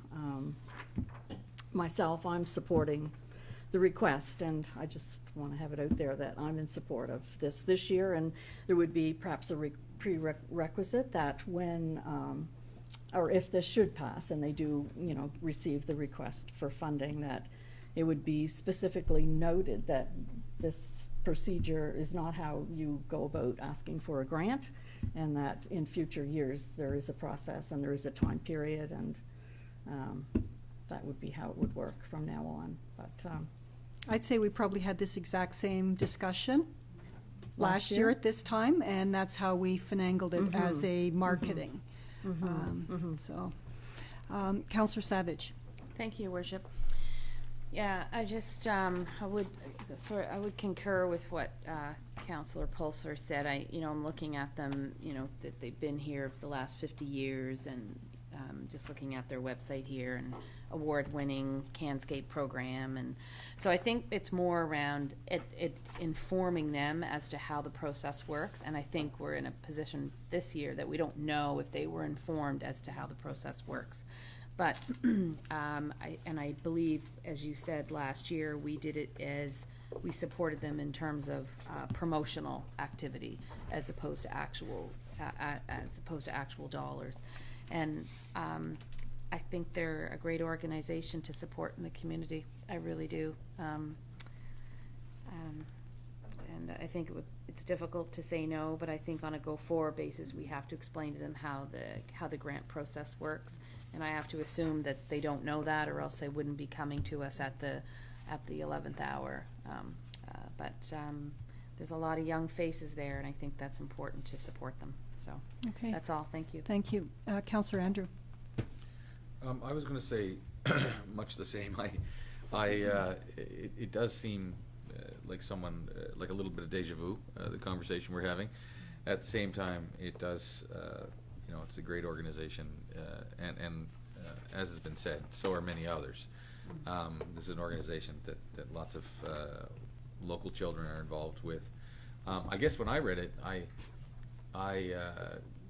thought of us in terms of the fact that we're a promoter last year, and wondered whether there's any other kind of town component we could piggyback on that night. So we already have an event happening in town that night, and is there, I know we already have our tree lighting and our, some of those, we have that night, but is there something that staff would think of and say, okay, we already have a draw to the town that night, it's the 15th, it's pretty close to town, to Christmas rather, and is there a way we could piggyback something so there's a mutual benefit moving forward with this, beyond the obvious? Deputy Mayor. Thank you, Worship. I would just say, I guess, number one, my argument would be we've got a policy in place. Number two, we're in a deficit position that seems to be going up every meeting that we have. But number three, and I would direct this to the CAO if she can answer it, the $180 an hour for ice time. Does that cover our cost, maintenance, machinery, staff? So are we not already subsidizing people that use the I doubt rate? it very, very much. Normally, I can't say an honest yes or no for Kentville, but in my experience, you never are able to recover that cost. So it's normally subsidized. I don't know if you have a two-tier pricing. Not anymore. Some towns do less for youth groups and more for adult groups. No, I'm assuming Not anymore. But I can tell you $180 an hour is not your cost for an hour's worth of ice time. We've still got a Volkswagen-sized pothole in the middle of the parking lot, and I'm gonna guess that there haven't been lights in that parking lot for 2 years. So, Councillor Maxwell. Thank you. I'm, looking at $630, which isn't cash in my mind coming out of a budget right now. It's revenue.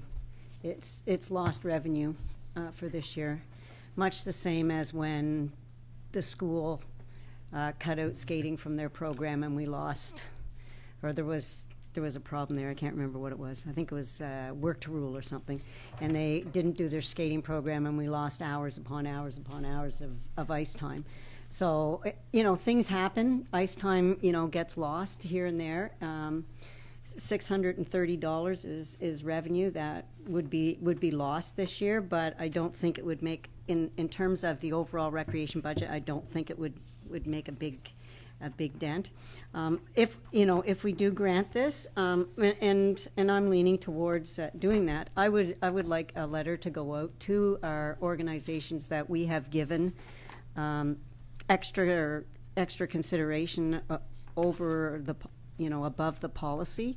So, for example, the Kempville Wildcats baseball team, we gave extra consideration to, yet I don't think that we said anything to them about our grants policy and when grants were available and things like that.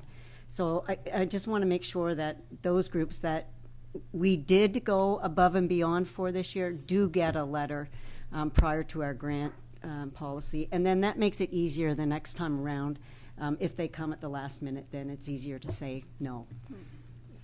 I went back and checked those letters, and the letter that we received from the Wildcats was a request for a one-time only. It was not to be continuous. And I guess what I'm pointing out with this letter is that it arrived today for something that's happening this weekend, and they have not come to the town to get any marketing money, which one would think that if they're trying to fundraise, that they would have asked us for our typical $250.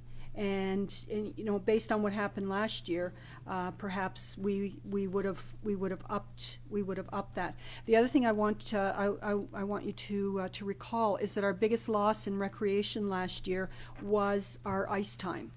So our arena costs were absolutely, they didn't meet what we expected, and so I think we had over a $20,000 loss in revenue of ice time. And I was going through madly here because when Deb was doing her report, we were already behind the ball in recreation with regards to revenue. Councillor Pulsifer, you had your light on. Oh, yes, thank you, Your Worship. I just think this is a very small amount of money, $630 out of the cost that the skating club pays to the town, $47,250 per year. It just doesn't add up to be a huge loss to the town, and it is our youth, it is our, I don't know if anyone has gone to their skating carnivals or ice shows. I go every year, twice, and I just don't think this is an unreasonable request. With the request that next year, or the letter goes out saying next year, this is how it works, and one more year of $630, I don't think is gonna. I personally don't think will break the town, but anyway, that's my opinion. Okay, Deputy Mayor. Thank you, Worship. I'm just, I'm wondering if we send these letters out to say this isn't normal practice, but we're going to give you the money.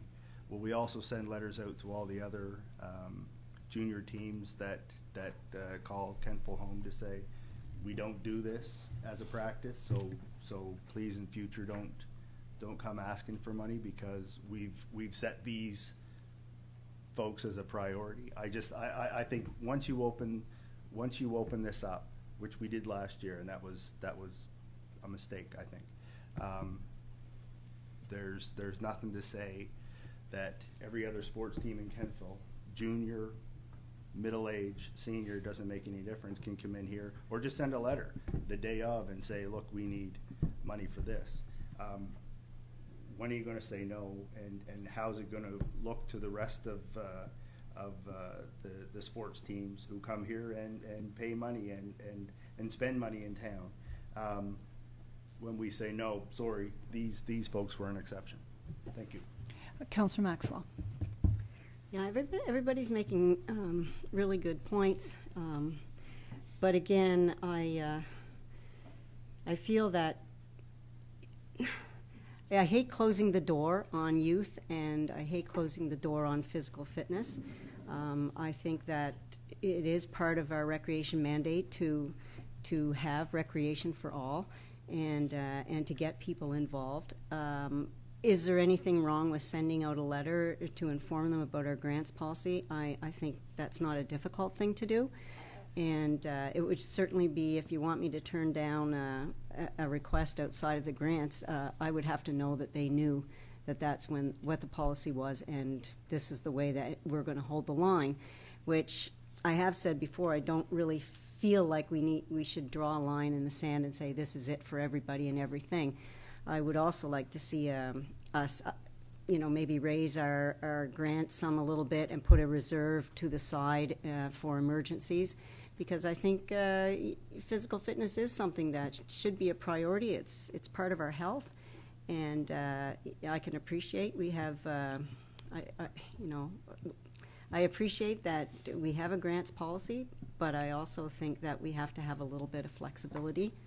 So, I would support it for this year, but I certainly would like to see letters go out. And then next year, if they're 3 days before the deadline, I'm afraid I'm going to have to probably say no. Thank you. So I guess the other thing that I'd like to point out is that our grants policy doesn't mean that everyone gets what they've asked for, as we know, and we always have limited funds. So a figure skating club that has $40,000 in the bank probably would not meet the criteria to get funding from our grants program. I just put that out there. Perhaps we need a motion and vote on a motion, or do you want to keep talking, Deputy Mayor? I was just, 3 times it's been mentioned tonight, emergency, and I'm just. There's no emergency here. Thank you. This is a request for funding. And last year, as I said, we did it through marketing because we had no money left in our grants budget, and recreation had, they were in a tight position. So the money actually ended up coming out of our marketing budget. And so we have a request for funding to support the Silver Gliders Skating Club for 3.5 hours of ice time at $180 per hour for a total of $630.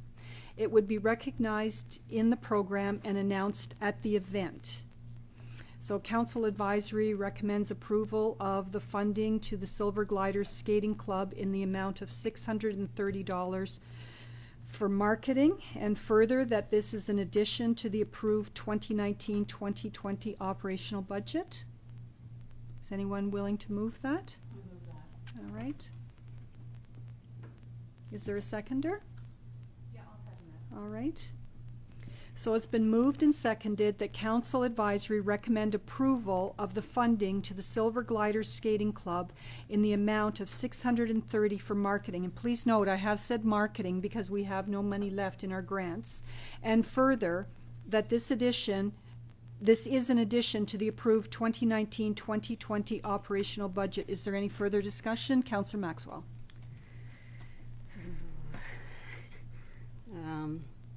No, I guess. I'm good. You're good? Councillor Savage. Thank you, Your Worship. I listened to the arguments around the horseshoe, and I sort of look at things on a case-by-case basis, and I kind of revert back to what I said earlier in terms of them knowing the process last year, and I'm not convinced that they knew the process last year. I don't profess to know how much they have in their bank account. I don't know that, but if they have that, then they have that. I'm looking at what they do in the community. I'm looking at what they represent in the community, and I'm looking at that it's done on a case-by-case basis. And everybody that comes to us for money, whether it's the Wildcats on a one-off, or we look at it on a case-by-case basis. But I think the key here is allowing them to know that there is a grants process, and that in future, if they have a request, that this is the process. So, Thank you. thank you. Councillor Pulsifer. Thank you, Your Worship. I just wanted to add that the motion perhaps should state that the letter is explanatory to them as to the grant process, that's part of the motion, so it would ensure that that information was provided to the club. And So you're making an amendment, and further that a letter detailing grant policy be provided? yes, So you made the motion and you're happy with that. Our seconder is Councillor Savage. And you're happy with that as a friendly amendment? All Your right, Worship, just clarity. certainly. So this is 3.5 hours of donated ice time that we are contributing, not 600 and No, there's so not dollars. $630. It's 3 hours of ice time That's that we correct. won't be billing them for. That's correct. Okay, thank you. Yes, yes. It's gonna be marketing in nature as it was last year. That's correct too. It'll That's be the budget offset. will come from. Yeah, that's the budget. That a letter explaining, sorry, the grant policy. Okay, are you ready for the question? The question is on adoption of the motion to recommend approval of the funding to Silver Gliders Skating Club in the amount of $630 for marketing, and further that this is in addition to the approved 2019-2020 operational, and further that a letter explaining the grant policy be forwarded to the Silver Gliders. Oh, Councillor Andrews, sorry. Sorry, I tried to catch you before. Okay. My question is this: have there been other requests made by other groups since our granting time has been completed that have been rejected outright by way of policy?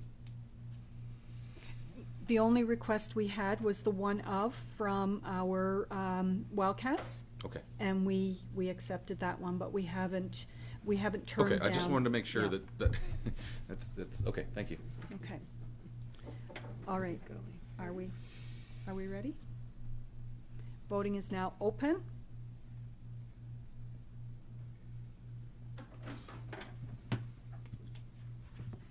Voting is now closed, and the motion is carried. Thank you.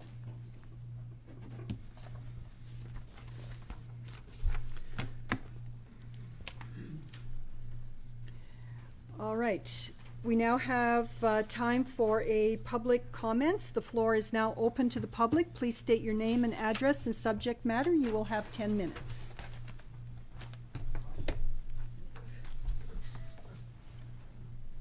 Oh, up there? Podium, yep. And the mic is on, it records you. Okay. Mayor Snow, Deputy Mayor, councilors, staff. So thank you very much, first of all, for including us on your agenda item this evening. And there's a lot more other information, but I just want to explain why we got here in the first place. And that is when we had our problem. Pierre, sorry, could you state your name for the Oh, micro, sorry. for the Pierre Hoovers, recording? Thank you, 85 McDonald Park Road. thank you. That's in Kentville.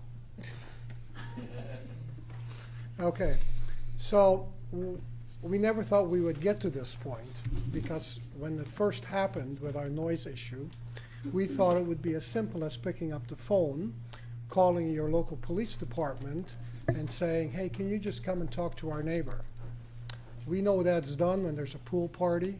We know that's done, and they probably do it all the time. And when it started 2 years ago in August, that's exactly we thought what would happen. We would just say, hey, you know, we can't sleep at night because of what's happening, so the police will come around on behalf of the town and go and knock on our neighbor's door and say, here's the issue, can you please, you know, look after it, etc. So we're very disappointed that nothing was accomplished, that we are here this evening. I guess the only good part is that from your discussion earlier, I'm pleased to see that you're willing to move forward and do some investigations on it, etc., and hopefully that will bring some positive results from that standpoint. So now I lost my train of thought. You have 10 minutes. I know. What was the other? Oh, the other point I was going to make, when it came to the initial inquiries, the police never came at night or went out in the evening to see what the noise was all about. And of course, they don't sleep in our bedroom either because it's right beside the master bedroom. But that was never done. And so if I can just go back to the first thing on the submission that we made to you folks, and we talk about point 4.8 and 4.9. I think it's pretty straightforward that no person within the town shall make any unnecessary noise which is disturbing to other persons. That pretty much covers our issue. Or no occupier of premises in the town shall do exactly the same. So I think what we've learned, the bylaw doesn't do anything for the town of Kentville or for its taxpayers. It has no clout. The police have outright told us after 2 years of study and going back to discussing it and going to their lawyers, saying that they won't go talk to our neighbors because they can't make anything stick. They can't. So what do? You know, like they can't make anything stick. What does that mean? All we ask, go rap on the door and see if we can have a liaise with them. Unfortunately, I guess we have neighbors where we've tried that and they won't do anything about it. So I think you needed to know a little bit of that information. Corey, do you have something you'd like to add? Just 1 minute. I just want to make a couple of corrections. My name is Corinne Hoovers, 85 McDonald Park Road in Kentville. And regarding the pool pump, it's not a pool pump, it's a pool heat pump. There's two different things. The pool pump is hardly noticeable outside, let alone inside a home. The pool heat pump is the noisy part, and it lasts for hours, and it's a long, continuous drone. The police officer, I will have another correction, the police officer did come up a year ago in the morning when it was still on, because sometimes it filters over into the daylight hours, and sometimes it goes on for 2 days. He came up, and he basically said that he can't do anything about it because the bylaw is so ambiguous. The thing is that this heat pump is fixable. There are several options that the neighbor can do, but he refuses to listen. He refuses to even talk about it. So this is the problem that we're having. There are a lot of options, actually, that they can do to fix the problem. And, anyway, that's all I wanted to say. All right, thank you very much. Okay? Thank you. All right, the council has confidential land business which must be conducted in a closed session. We require a motion to go into the closed session to discuss the agenda item. Thank you. Thank you. It has been moved and seconded that this meeting move into a closed session. All those in favor? Those opposed? Motion is carried. Thank you. It is